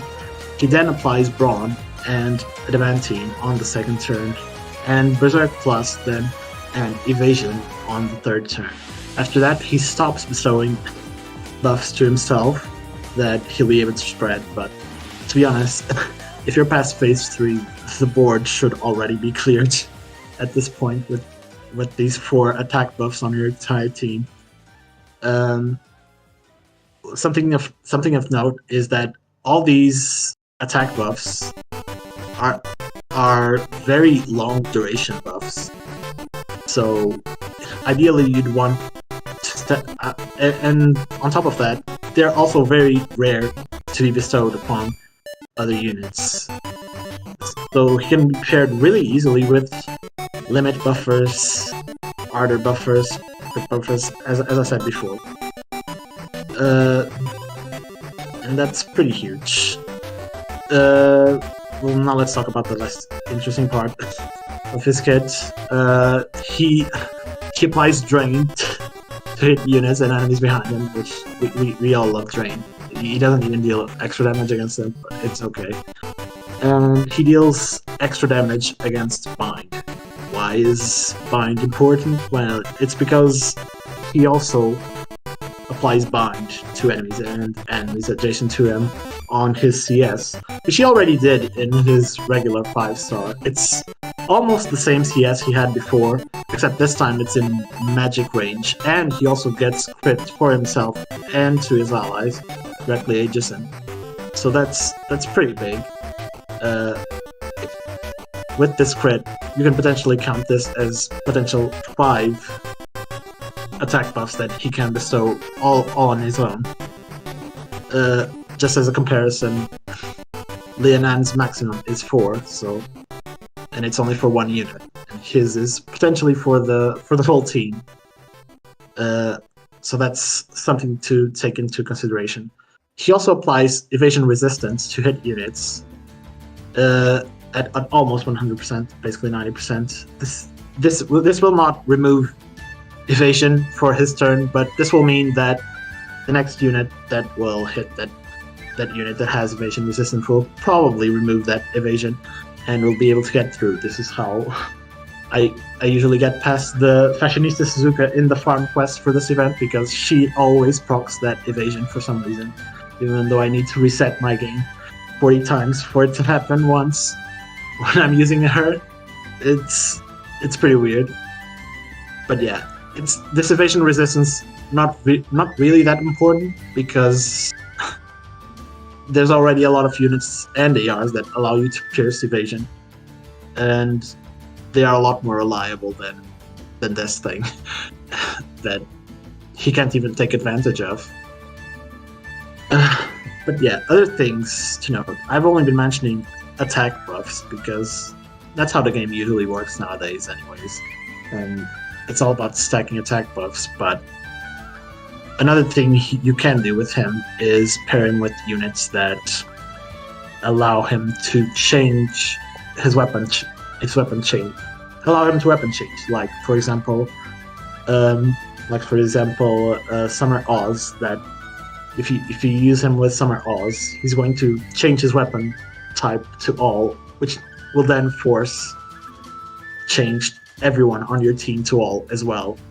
Not to mention that he also has Ardor, so he's also going to give back the Ardor to everyone else behind him, which can be pretty useful to turn your entire team into an all-range team with already 3 attack buffs. Basically an AoE Lianan for everyone right off the bat, if you manage to position everyone correctly. It does have some downsides. Basically, the downsides is that you need to have him, because spreading buffs when it's after attacking means that he's only going to spread the buffs after his turn. So if you're using him on support, it's redundant, because he's going to pass the buffs down, but none of the units will be able to take advantage of the attack buffs, only the defense buffs, so that's pretty lame. You'll want to keep him preferably on the leader slot, so everyone can take advantage of it, or at least on the second slot if you want for some reason to use J Shiro for something for repositioning threats. It can also be used with other units quite well as well. For instance, you can now, if you ever wanted to spread Kurogane's weapon change snipe to your whole team, now you can. The dream, it's here, it's finally here, you can now spread. weapon change snipe from Kurogane if you really want. But yeah, I think this unit has a lot of potential. It can spread a lot of rare buffs that are usually only applied to one unit. It basically turns your single target buffers into AoE buffers for your entire team. And I think as the game evolves and more buffers are released and stronger units are released, I think Sandayu is going to get a lot better.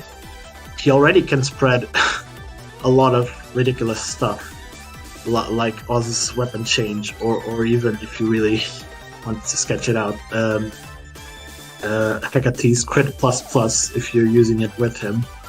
So for the entire team, so that's pretty insane. I'd say use him with other buffers and tech cards that you can potentially use as damaging units as well, like units that can pierce defense buffs, since now it's actually very important to do so. He's a pretty solid unit, and probably, if not for the Sphinx, then this is probably the unit you want to roll for in this banner, because it honestly seems like one of the only ones that is worth getting, since it has the most potential out of all, in my opinion. And that is essentially all my thoughts. The comment about Snipe was actually, the more I think about it, the more it's actually quite good to make him a valid column clearing unit, at least as the frontline buffer with 3 snipe units behind him. So that's an interesting fact, although one of them would have to be Kurogane at that point, but still, he'd be decently strong with all the buffs that Sandayu is giving either way. He would have a buff as well, yeah. He has like concentration, doesn't he? So it's something on top of these buffs as well. Yeah. Alright, any other thoughts, Milk, Selgus?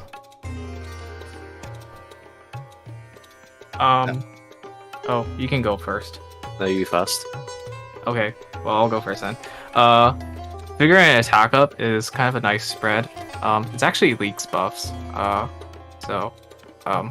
Good for Sandayu for stealing the usefulness of leaked 5 from me. Wow. Yeah, that's about it.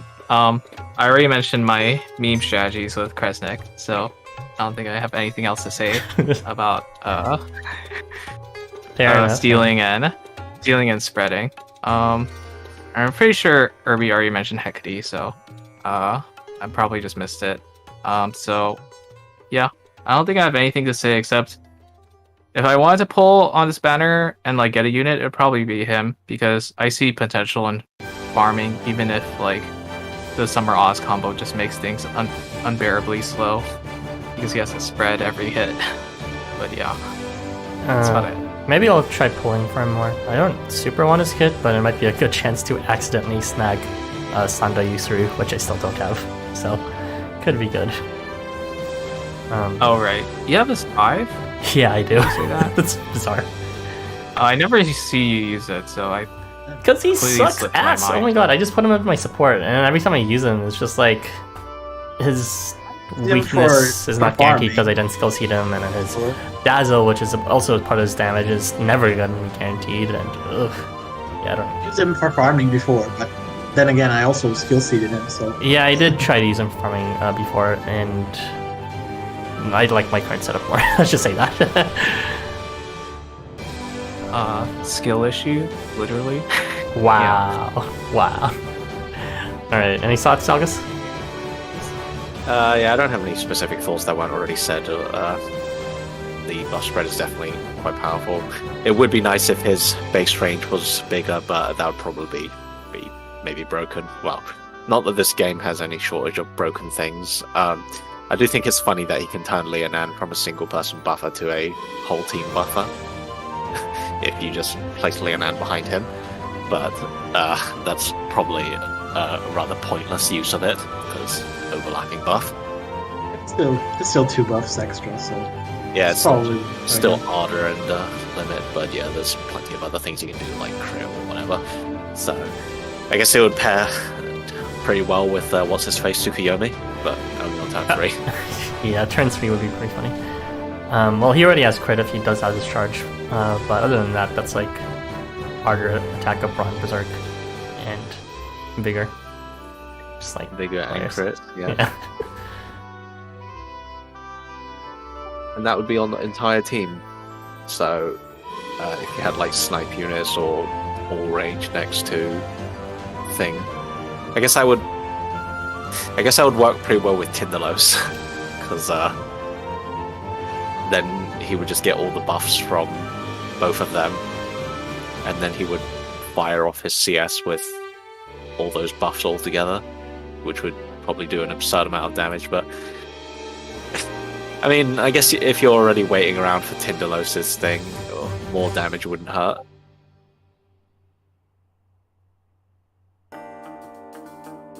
I see. Well, I do have a few extra thoughts, since I'm surprised no one mentioned it. He, as a buff spreader, he would benefit a lot from various ARs that gives himself buffs. So you may consider the Aizen Shiro Kagutsuchi AR for purification, and then he'll just spread that. There's also the Babylon Circuit AR, which is quite neat with him if you happen to roll properly for it, for that crit plus to spread on top of his other damage buffs. Reflect debuff from the Oniwaka Kushi AR. Blessing from the Yasuo Umber Tigre AR, if you want that for whatever reason. Thankfully, he doesn't have Blessing weakening this time, so it won't be a problem for him. The Alice and Bolos AR for Glint.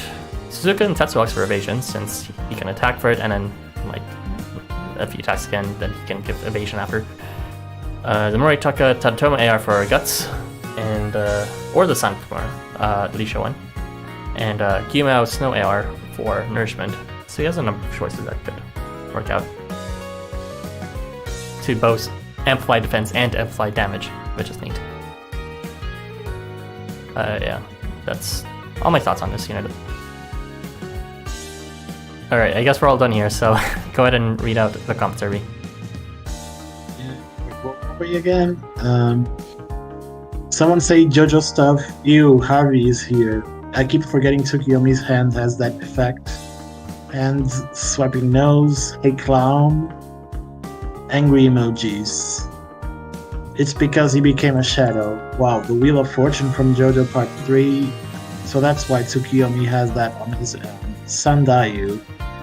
I almost called him Sendu. Attack up, Brawn, Berserk Plus. I don't know if it's a buff. It is. Adamantine, Evasion. Evasion resistance to debuffs. Vigor means I think he has a total of 7 buffs. Holy Jesus. Yeah, he does have 7 buffs. For himself that he can spread as well. Did he just like skip defense up? It's right there, you know.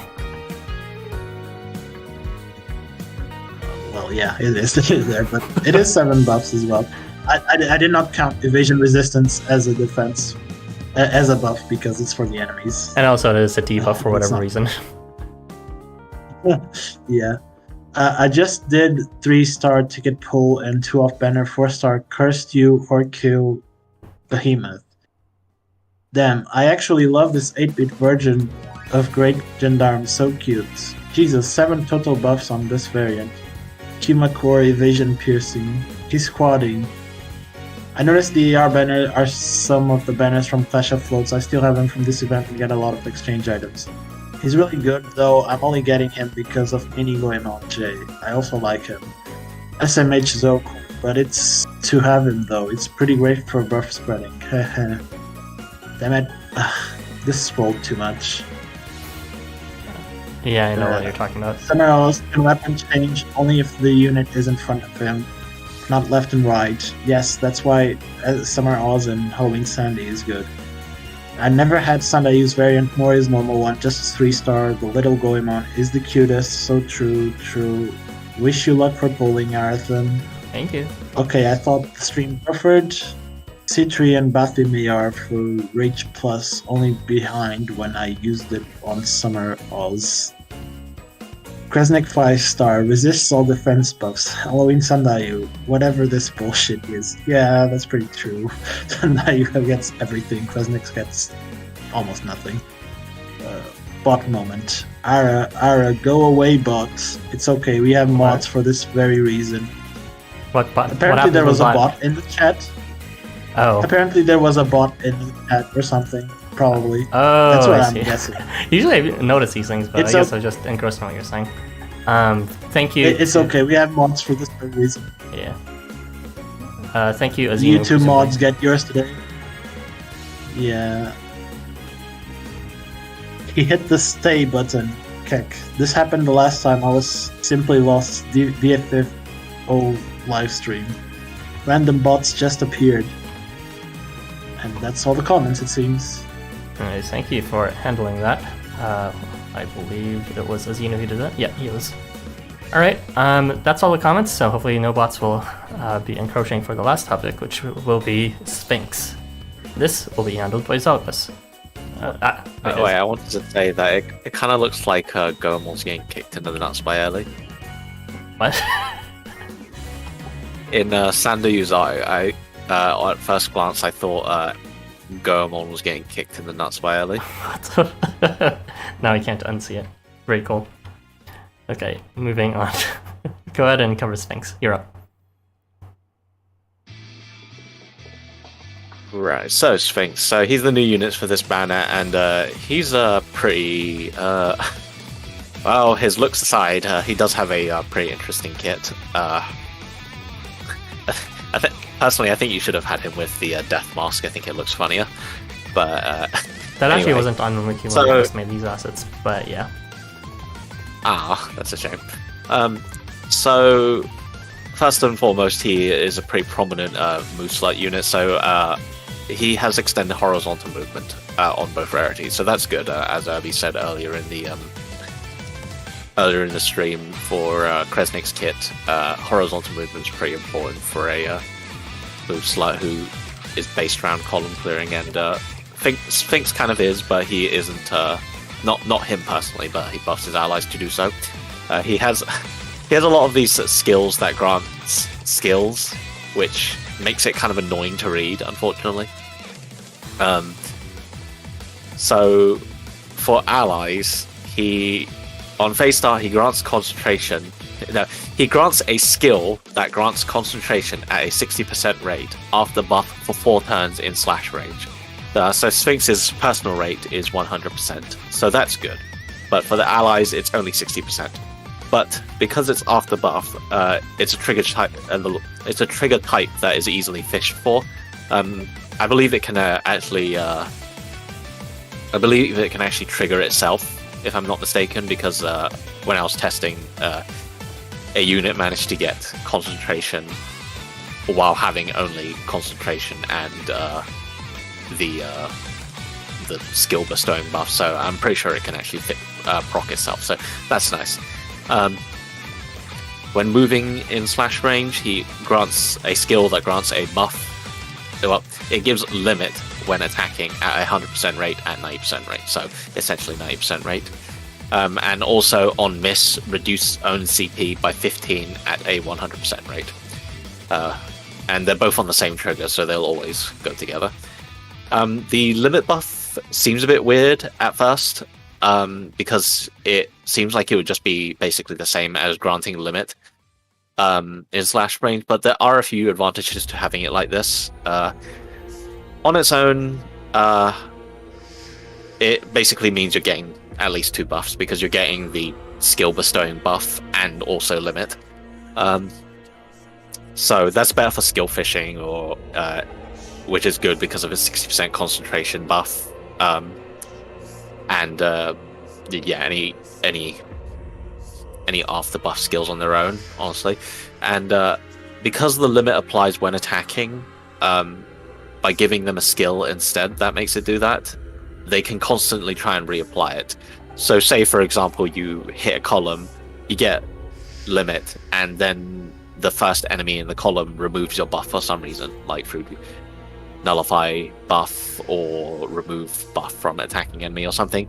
When you hit the second unit, you'll reapply the limit, so you can basically benefit from the limit multiple times even if they attempt to remove it. So despite being annoying to read, it's actually more useful as a skill bestowing skill. than it is as just a straight limit buff. The limit buff only lasts 1 turn, so again, it is basically the same as just granting limit, but better, honestly. As for the on miss deplete own CP, it's kind of extremely niche, but it might be useful. So this is the only method of on-demand CP depletion that we have, except for Tindalos. Halloween Toji can do it, but his is face style, so it's not on demand. So it can be used to drain someone's CP so that you prevent them from ever getting their CS, or if they do have their CS but it has some undesirable range, you can have them miss and change back to normal. So for example, from the Fashionista event, something like not Fashionista, but not the event, but yeah, Fashionista Wakan is normally thrust range, and his CS changes to blow range, and it's honestly pretty annoying when he does that. So you can have him miss while he's blow range, and he'll change back into thrust range. Kind of impractical, but I imagine in the future that there's probably going to be some unit who builds up their CS constantly, and you don't want it, but you can use Sphinx to deplete it constantly. But I don't know if there are any units offhandedly right now. There's Oz, who but really like you need to. well, yes, I was going to. I was thinking about mentioning him, but the problem is that he gains a lot more CP than that per turn, and he gains like 26 CP on turn start, and he also has a sweet spot that he needs to stay in. He needs to stay at least 70 CP and above to retain his good rates. So he would eventually get CS anyway, and his CS is all range, so he can't miss. And it just would kind of combine just him make it. with Tindalos. Yeah. Also, it doesn't work anyway because you have to move Sphinx, and Yeah. if you're using Summeralls, you want to move Summeralls, so that doesn't work anyway. But yeah, it would be very specific on who you have Sphinx depleting the CP of, because they have to miss, and so I imagine maybe there's some non-unit who builds up their CS constantly, and their CS is bad. I can't really think of any right now. There was like maybe Fumi, but if you wanted him not to CS, you could just have him take hits. And because the deplete CP skill is on move, it kind of further limits how much use it could be. And it's actually made even harder because Sphinx weapon changes his allies. So on turns 1 and 2 of a phase, when receiving a buff, at a 70% rate, Sphinx will change allies in a slash range magic range. So this is usually good, probably, because magic is one of the best ranges when it comes to attacking and hitting a large practical range. But when it comes to his on-miss CP depletion, it basically completely goes against it. Magic range is obviously very hard to miss with. Just ask Seth and Korpika, who both can want to miss, but it's hard to. So unless you're hiding in the back, you can't really miss often, but you can't actually do that with Sphinx, because Sphinx has to be behind them to grant them the on-miss CP thing. So they're at least going to be on the second row, which makes it even harder to miss. So because of that, the CP down is probably most useful just to get someone in a bad CS range back down from 100 CS CP. So since the CS range will override the magic range. But yeah, the magic weapon change itself is useful. I don't remember if we have anyone who does magic weapon change right now. If you do we? There's have anyone Tetsuak who to self. Yeah, only to self though. So And there's So, Alice yeah. to self, I think. okay. So Sphinx is the only one who can weapon change magic to allies, and it's a pretty useful range, and it lasts plenty of turns, so it's nice for farming. I mean, I guess it could be it would be better if it was short range, but magic range is probably more practical in the long run, because you can probably find uses for magic range outside of just like farming quests or farming like 3-column quests. Like you might even be able to get some use out of it for the wide maps. It's important to note for his weapon change, though, that it's after buff. Sphinx has no native self buffs, so he can't actually trigger it on his own, besides the CS. And you're not going to have a CS active on turns 1 or 2, so if you plan to take advantage of his weapon change magic, you need to plan around it either by having an AR that grants a buff, or by having some ally who grants a buff. And it's not the most reliable raise, 70%, so one will need to plan around that. Again, since it's off the buff, it's easy enough to fish at least. So on the enemy side of things, Sphinx, after attacking, gives enemies a flat damage strengthening debuff at an 80% rate. So flat damage strengthening is the same debuff that Summer Tinderlos has, and that Halloween Coochie first gave us with his skill evo, and it makes them take 3 times damage from end of turn status effects, so countdown, burn, etc., poison. So it applies only to statuses and not skills, and so it's most useful with something like countdown, since that has just a absurd amount of damage. Although it could be decently useful if you stack lots of debuffs, since it's a pretty fat modifier at 3 times. And this is our first permanent unit who can apply flat damage strengthening, so now everyone can play around with flat damage, as long as they have Sphinx.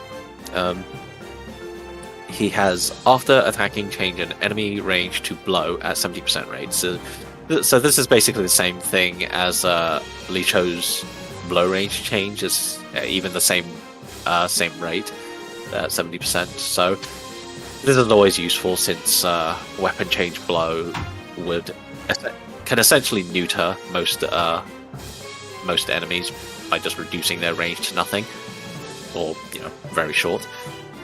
Sphinx also deals 1.5 times damage to blow changed units, similar to Licho, who deals 1.4 to any weapon change, but unlike Licho, he doesn't have any damage buffs backing it up. Licho has Brawn, so he's not quite as good at dealing damage as Licho.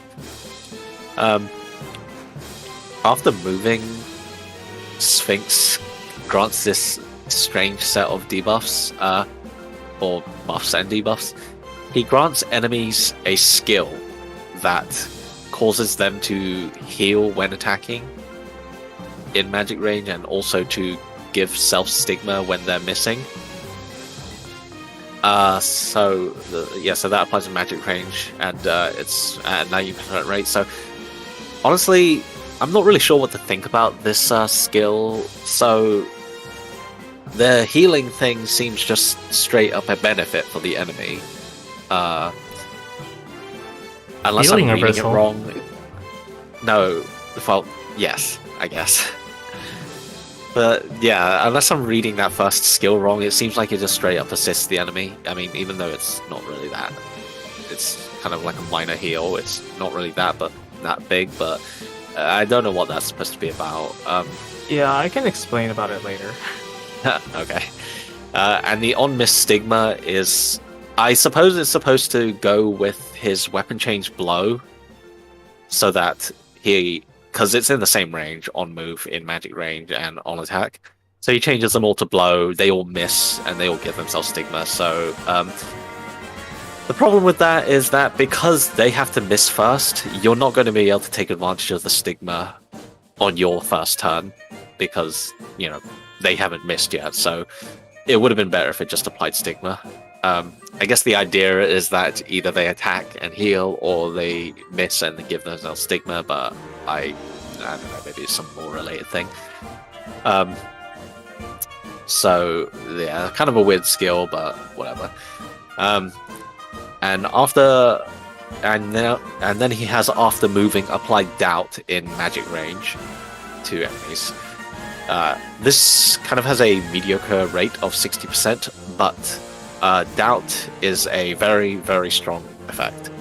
So as a refresher, Doubt makes it so that if the enemy is possessed, they will deal 10 times damage. If they are not possessed, they will deal 0.1 times damage. So they'll be doing 10% damage. Since Sphinx does not have possession in his kit, it may as well just be a 0.1 times mitigation buff, or debuff, which is, that's a lot. So honestly, for that, a 60% rate is actually quite serviceable. It's unlike, say, Ellie's Darkness, which is 70%. I would genuinely think about trying to buff up Sphinx's Doubt rate, and it's in that kind of range where you could reasonably get up to a reliable rate. And then at that point, you could just apply a massive mitigation whenever you please. Currently, Doubt is pretty limited. Only Masanori and Fushi can inflict it. Masanori only on turn 1 and Fushi on turn start, but both of them can only inflict it to 1 unit. But Sphinx can hit 5 units at once. Isaac and Masanori's CSs can also inflict it, but that requires a lot of effort to give them CP because they have none innately. It's hard to build up CP for Masanori because he's blow range, and Isaac straight up can't build up CP on his own because he's none. So Sphinx is the easiest unit to spread Doubt in a large range, just because he has the ability to spread it. His CS applies countdown to enemies, glint to self, and allies all around heals for whatever, for 400 to 800, which is whatever, but the countdown's nice since even at skill level 1 it still deals 10k damage, and Sphinx can amp that up to 30k damage. The glint is nice, obviously, since most of his rates aren't even 100%, and it goes along with Doubt, and yeah. So for ARs, I would recommend, if you want to take advantage of his weapon change magic, then I would recommend that you pick any of these ARs, because these ARs all give a buff of some kind, allowing him to attempt to fish it on the first turn. Luckily, despite his element being horrible for AR availability because it's 0 and they have no unique ARs available to them, his weapon change affords him quite a number of ARs that grant buffs. So anything from this list can grant a buff that can trigger weapon change. Most of them are 100%. They'll grant a unique irremovable buff when appearing. There are a few exceptions to this. The exceptions are Nomad Durga Licho one in the top left, which is a toast to the tigers, the Maria Gabriel one, Watching the Same Moon, and the Durga Zhao one, called Mountaineering. So a toast to the tigers grants oppression strengthening on move to self and adjacent allies on move. This is on move, so it would work well with Sphinx's kit, but its base rate is 50%, so it's not the most reliable thing, but it is completely on demand. Watching the Same Moon grants a 100% phase start nullified debuff, so it's renewable it's renewable per phase, unlike the irremovable buff ARs. And it's also 100% rate from AR level 1, so you only need 1 copy. Mountaineering grants Arousal and Phase Start and Guts every 3 turns, both at a 60% rate. So it's both renewable and on Phase Start, but the rate is 100%. And it's not on demand like a Toast to the Tiger, so it's kind of like in the middle of both. Has a bit of both worlds, I guess. Yeah. So Sphinx as a whole, I would say he has a lot of strengths to him. He can provide a decent set of attack buffs at a pretty good rate to an entire row and grant them all weapon change magic to make them good at column clearing or even just board clearing. And he's pretty decent at stopping incoming enemy damage through Doubt and weapon change blow, even if the rates aren't super high. They're still serviceable enough that you can hope that he triggers at least one of them. And if he triggers both of them, well then. Okay. I mean, they're going to be weapon change blow, but I guess it means that whoever moves up to try and punch will also be doing no damage. He also has some other nuances with flash damage strengthening CP down and his weird stigma infliction, but stuff in that third point besides. I think Sphinx is a pretty decent character. He has 2 rare attack buffs, limit and concentration, and buffs that into magic range alone. Honestly, that on its own is enough to make him useful. And so, for anyone who cares, his 3-star rarity is similar but generally weaker. He doesn't have his concentration skill or his flat damage strengthening skill, and he has Curse instead of Doubt, unfortunately still at the 60% rate. Ironically, the Curse makes him even more similar to Li Cho, who also inflicts Curse. So that's kind of funny, but he still has the weapon change blow bestow limit to allies and decrease CP when missing, so he still has some use as a 3-star. He's still magic range, so you could still try and use him for that. But yeah, overall, I'd say he's a pretty good unit, like more generally useful than half of this banner, to be honest. And yeah, that's pretty much it. I like him well enough. I would probably like to have his 3-star, but I don't have him, so whatever. Okay. Thanks for sharing your thoughts. What do you think, Irby, Milk? Okay, I'll go first. I'll explain all this like buff, debuff stuff. Yeah, sure. So the point of this like buff, debuff stuff is that it's supposed to be like mimicking that Sphinx guess legend sort of thing. Like if you read the bio about existence arguments, it's like the 3 guesses riddle. to the riddles thing. Yeah. So like the concentration after buff, I mean not the concentration, but the limit when attacking is like getting a guess right, and decrease CP when missing is like getting a guess wrong. So on the enemy side, it's just like the same thing, but in reverse. Like they get healed if they guess right, but they get stigma if they miss their guess. So yeah, that's also why there's like this doubt in the 4-star kit. Yeah, that one makes more sense, thematic. because everyone's heard of the Sphinx's riddle before, and that's just like him posing riddles or some shit like that to the enemy. I don't know. Yeah. Also, agents, the mobs technically also have doubt. They kind of have a good range of it. Oh yeah, I Because forgot about that. They are also not listed on the status page of the thing, because for some reason mobs aren't listed. Well, it's only face that's start, bad I for the think. backup. So Yeah, Sphinx it's, is not, the yeah, first it's one to only be- face start. like large range and on demand. Yeah, I think I used Zurong in the Onsen challenge quest with the agents because of the refreshing doubt. But yeah. Yeah, so Sphinx is really interesting, I think, just because they do a lot of like really unique things. Like they have a really consistent like 1-turn debuff for allies, right? With the decreased CP when missing. So you can like do stuff like Hecate and like Kalki maybe, or even just like general after debuff people. I don't know. Is it like, was it Halmin Azathoth also gets an attack buff after every debuff? Yeah. And yeah, he might be good with the weapon change magic as well. And it also goes, and it also is true about the enemy where you can give them a buff or debuff. Unfortunately, this irremovable buff doesn't trigger buff reversal.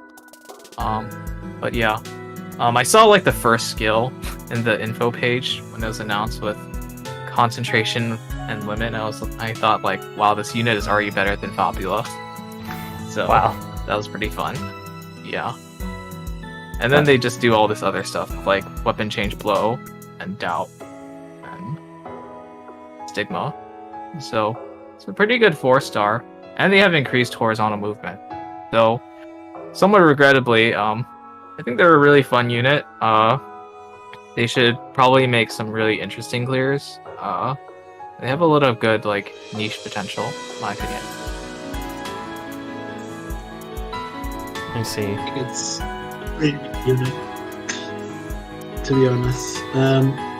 All these rates being so low, I don't think they're that bad, to be honest, because a lot of these 70% rates are after buff, and they're almost going to for sure trigger anyways, because after buff you don't really need a high rate for after buff for units that already have a lot of self buffs and are going to trigger it. Just to be sure. Especially since Is that Yes. after buff effect 30% or 60%? Because it's supposedly it scales, but does it give the sense that it's 60%? I would imagine that it is 60% because the Sphinx never failed concentration ever in my clears so far. Okay, that's I good. completely overlooked that it had said it scaled because I just assumed that it was like everything else and was base rate 60%. That's silly. I mean- but, I mean, yeah, I looked at the skill itself and it says the max, like there's no specified max cap, so it should scale to 60. So yeah. Like, I guess it is in some sort of weird territory of like, you know, like skill being in a status, but all the clears I've seen like look like 60. If Alright, it was 30, I think people would start to notice. yeah. We'll just assume it's 60 for now.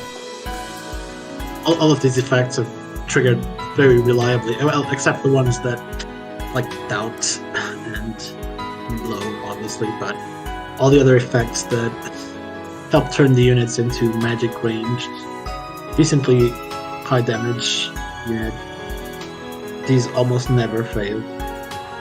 And I think the Sphinx is actually a pretty decent unit, especially for column clearing. If you somehow still don't have column clear as well, the Sphinx can definitely help turn your team into a team of column clearers for sure.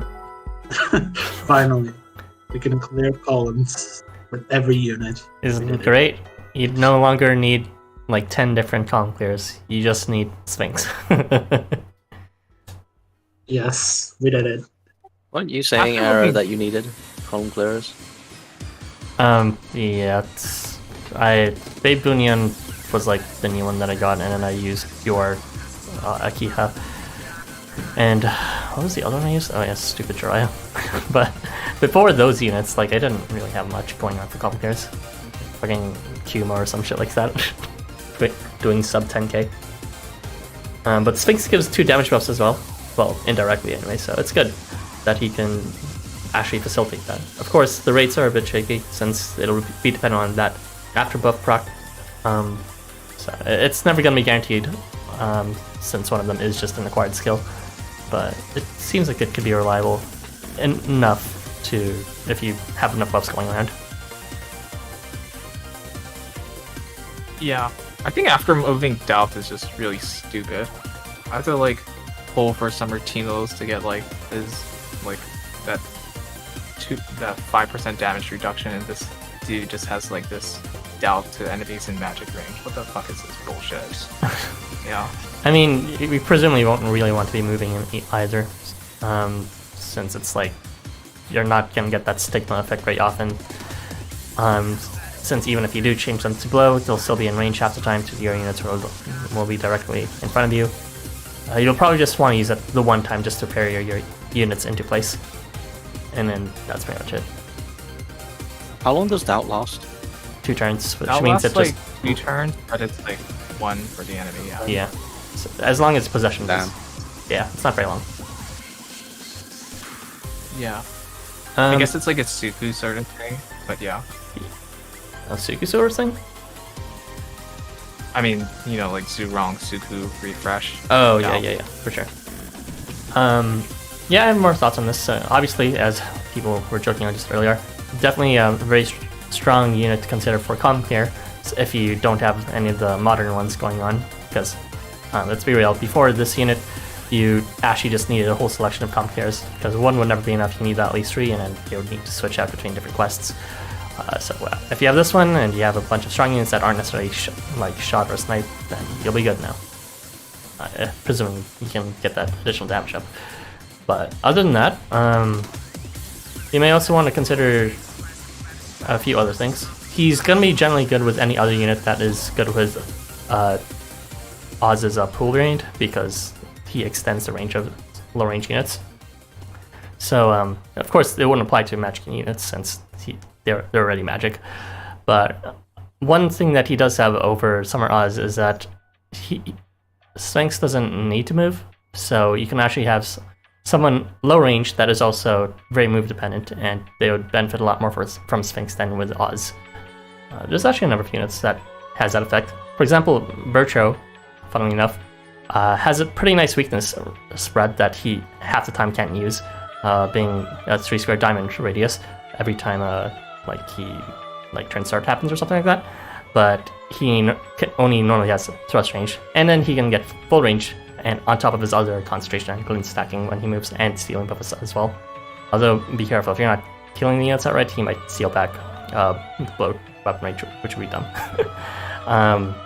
So other than that, there's also Beach House Seth, since he bestows combos to allies left and right. If you happen to have him and then 2 other short units left and right of him, then they'll be getting their effects a lot more often at a much larger range. You may want to consider units with additive effects who are able to exploit that much range. Seth himself can actually, since he does heal a substantial amount per hit, 600 HP to allies every time he strikes. And there's also Nightmare Durga, which is an interesting case because they give a whopping 28 CP to themselves every time they hit a unit. So if you just have them at magic range and you get their combo by moving them, then you're gonna get like 100 just from hitting like 3 or 4 units, which is pretty funny, I'd say. But yeah, other choices include Nightmare Jambavan, Oniwaka as a base 5-star, Ifrit for the Ardor and Concentration, his Unfold the Sails variant, Nausea for Ardor and Sackable Acceleration, Claude's base rare version for Berserk Plus to allies adjacent. Actually, it's a 1 square around, I believe, and bigger to allies adjacent. And yeah, as I said, Nightmare Durga for that combo as well as Ardor when they move. She also gives Ardor to allies adjacent, so Sphinx actually does open up a few more options that not even Summer Oz opens up. So keep that in mind. But yeah, that's pretty much all my thoughts on Sphinx. So are we good with this unit then? My ship didn't look so hideous. Don't you know? This game appeals to every demographic. Now we have the Sonic OC fanbase with us too. I think his 4-star art provides a better angle at least than his 3-star art. No thanks. I do not need to see his tongue. Thank you. Feet focus. Oh yeah, he has Ayla Mouse in his background also. I thought that was funny. Does he? Yeah. Yeah, there's UFOs. There's UFOs. Yeah, it has into the corner. UFO, yes. Lots of memes and Something. the art this time, huh? I don't know what it's supposed to mean. Maybe they think. I think there's some theory or something about UFOs, aliens in Egypt or whatever that created the pyramids or something like that. I don't know. Yeah, I was reading about that last night actually. That's very silly.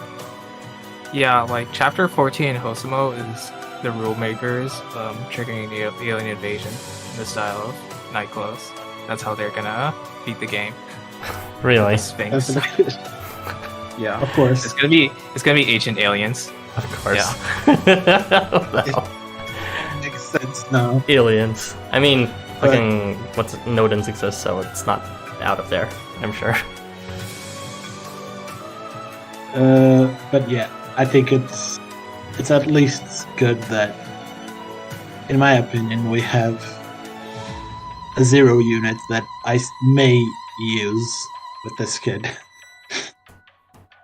Because I won't use Doraemon. The slander to Doraemon, who's like literally the only other null unit right now. Yes, exactly. I do think it's funny that the infinity element was so well detailed and explained as well in the story, and we have less infinity units than 0 units now. It's funny. Well, Infinite will presumably play a very important... Oh, right. I mean, it opens the floodgates for them to have variants eventually, maybe. The walk on Infinite, Conqueror Infinite.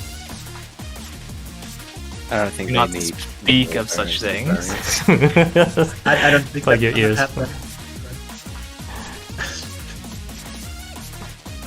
Well, yeah. If that's it, then go ahead and read the comments, Elgus. Where were we again? Sonokosi probably. We were at here. What? Random bots just appeared, I think. Oh, yeah, it's time to Sandayu. Why? It's time for cringe, baby. My Sonokosi. Fashion Suzuka plus Sphinx equals best farming team combo. Is it? Does Suzuka do a lot of damage on her own? Or No, but she can charm the ward. No. wow. She needs to move to get more of her damage, but if she moves, she'll just like overwrite magic range at that point with her thrust range change. So it's like Also, okay. if she moves, then Sphinx isn't moving. I So mean, you're losing out on limits. So question mark. yeah. Oh yeah, Sphinx doesn't move for limits. Whatever. Oh whoa, it's the Sphinx because I heard its name from Ayato's stream. Desua. What's that one Sonic game where you can actually make your own character? Sonic Forces, I believe.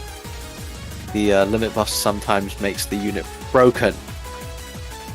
The limit buff has 2 or 3 turns or 1 turn. I don't remember. It's 1 turn. It says there. Thanks. You are welcome. Sandayu has broken skills. He might be the best unit in this game. Disagree.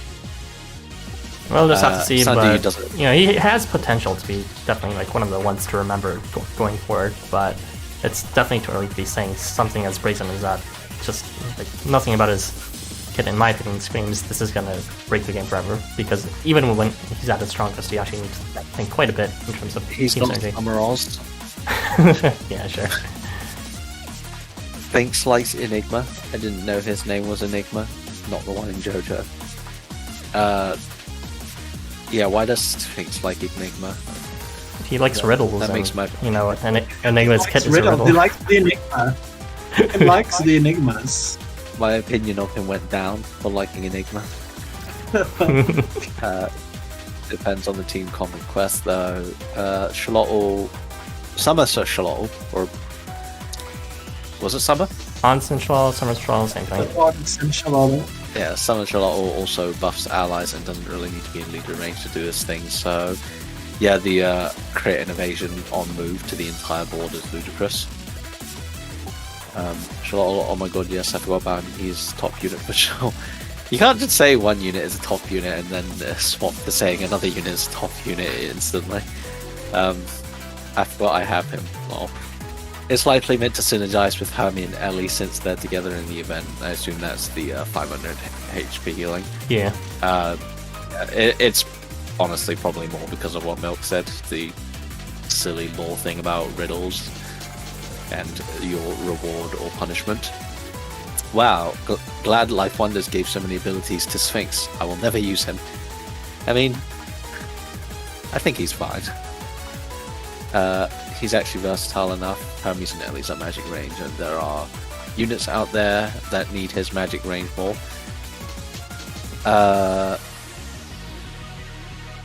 Is that talking about... Oh, that's talking about synergizing with Hermes and Ellie's. Yeah, well... yeah, I don't think the healing reversal is supposed to synergize with him, so...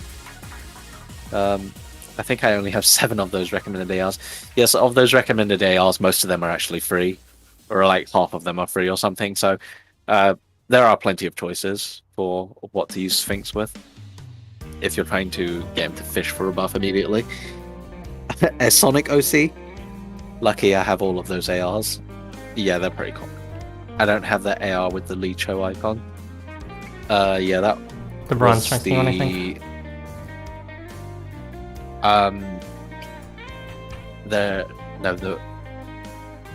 Well, maybe.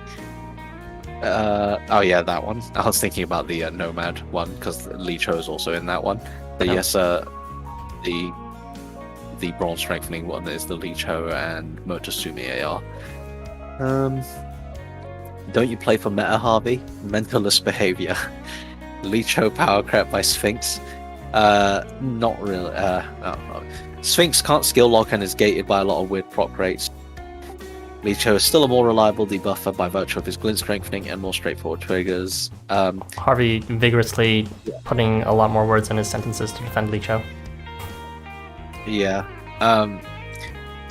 I wouldn't say Sphinx is gated by weird proc rates per se, but skill lock is definitely a big advantage that Licho has, because obviously skill lock, it may as well be taking a unit out of the fight for 5 turns or something. And Licho can actually deal damage, if that's relevant to you. I hate the nerd emoji. Okay, time to adopt Sphinx, a sibling for Jurong. No thanks. Would you? I already have Babe Bunyan as a sibling, so it's fine. The good baby versus the evil baby. Sphinx is just the awkward kid in the corner who makes Sonic OCs. But they could pair so well. Doubt and Infinite Doubt. Doubt.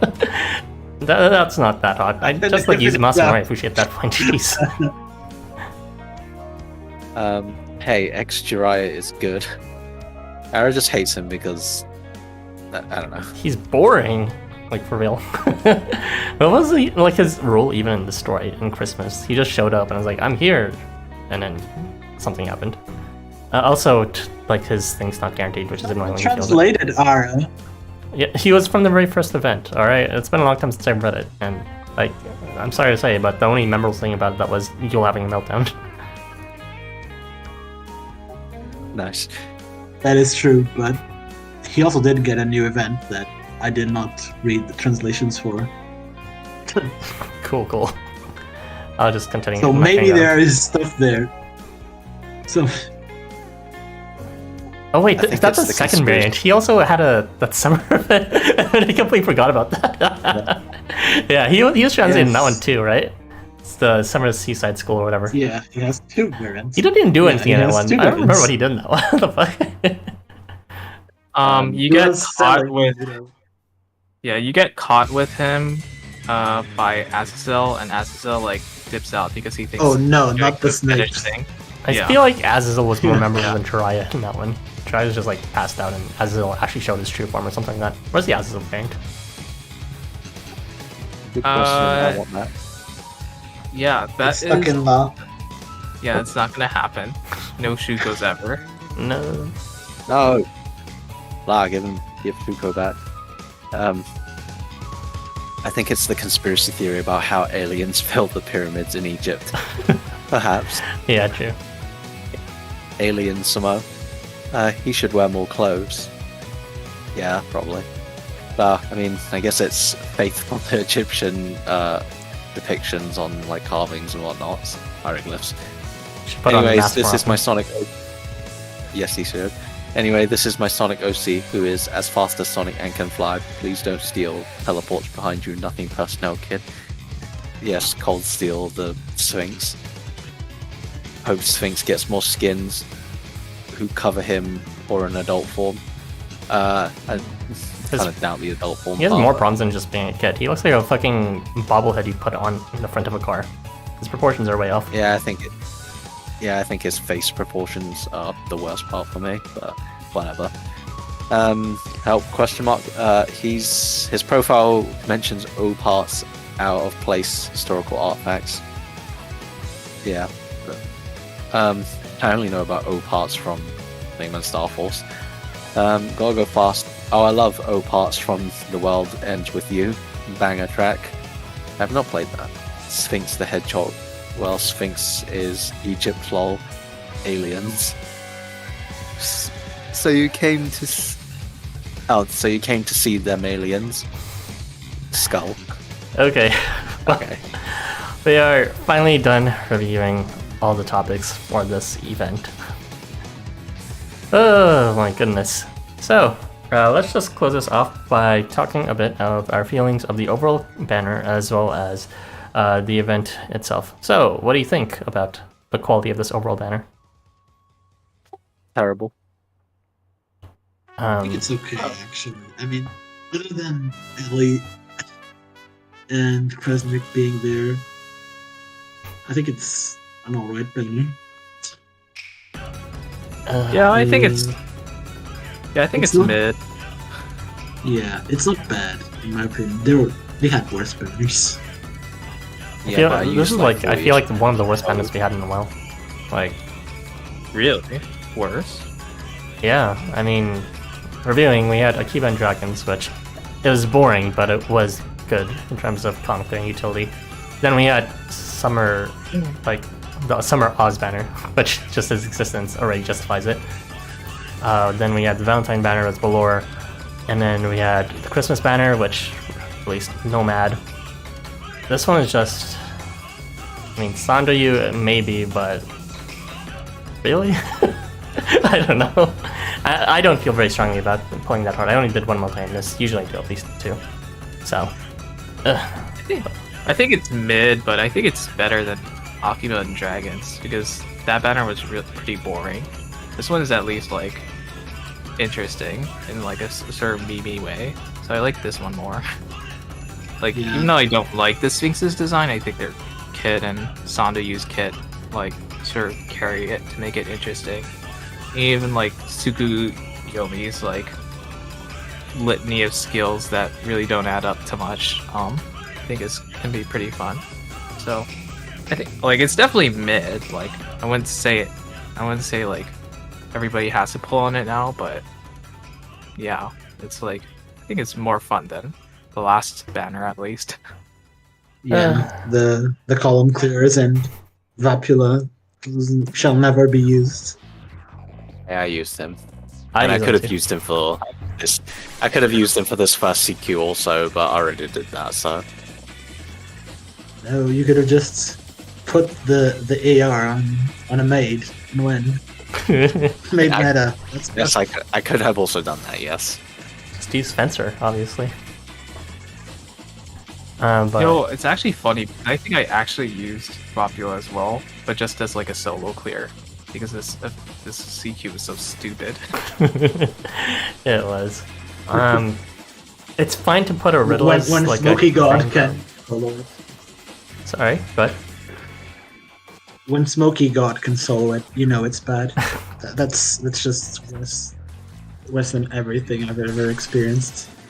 Yeah, I was Like- surprised that the weakness didn't kill you, but the mobs just did 0 damage. There's So, no yeah. damage in that quest. Yeah. There's no damage. That was ridiculous. Weakness almost every turn. Nothing.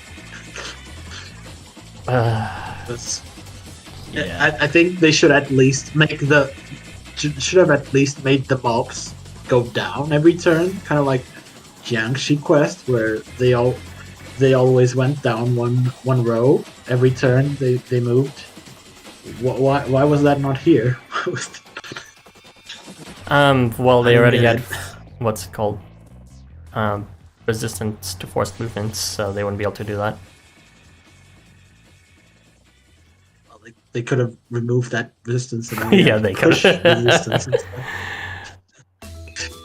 Very baffling. I agree though. It's definitely straight up just the worst quest we've received in a long time. Yeah, but in terms at least of the music is good. I really like it. I like the music. It's very evocative of a kind of the witch trials from Europe or something like that, Salem or whatever. I don't know how to describe it, but it's nice. And you know, kids aside, I do like the art. Like between the Kresnik and Ellie and Sandayu, they all have nice art.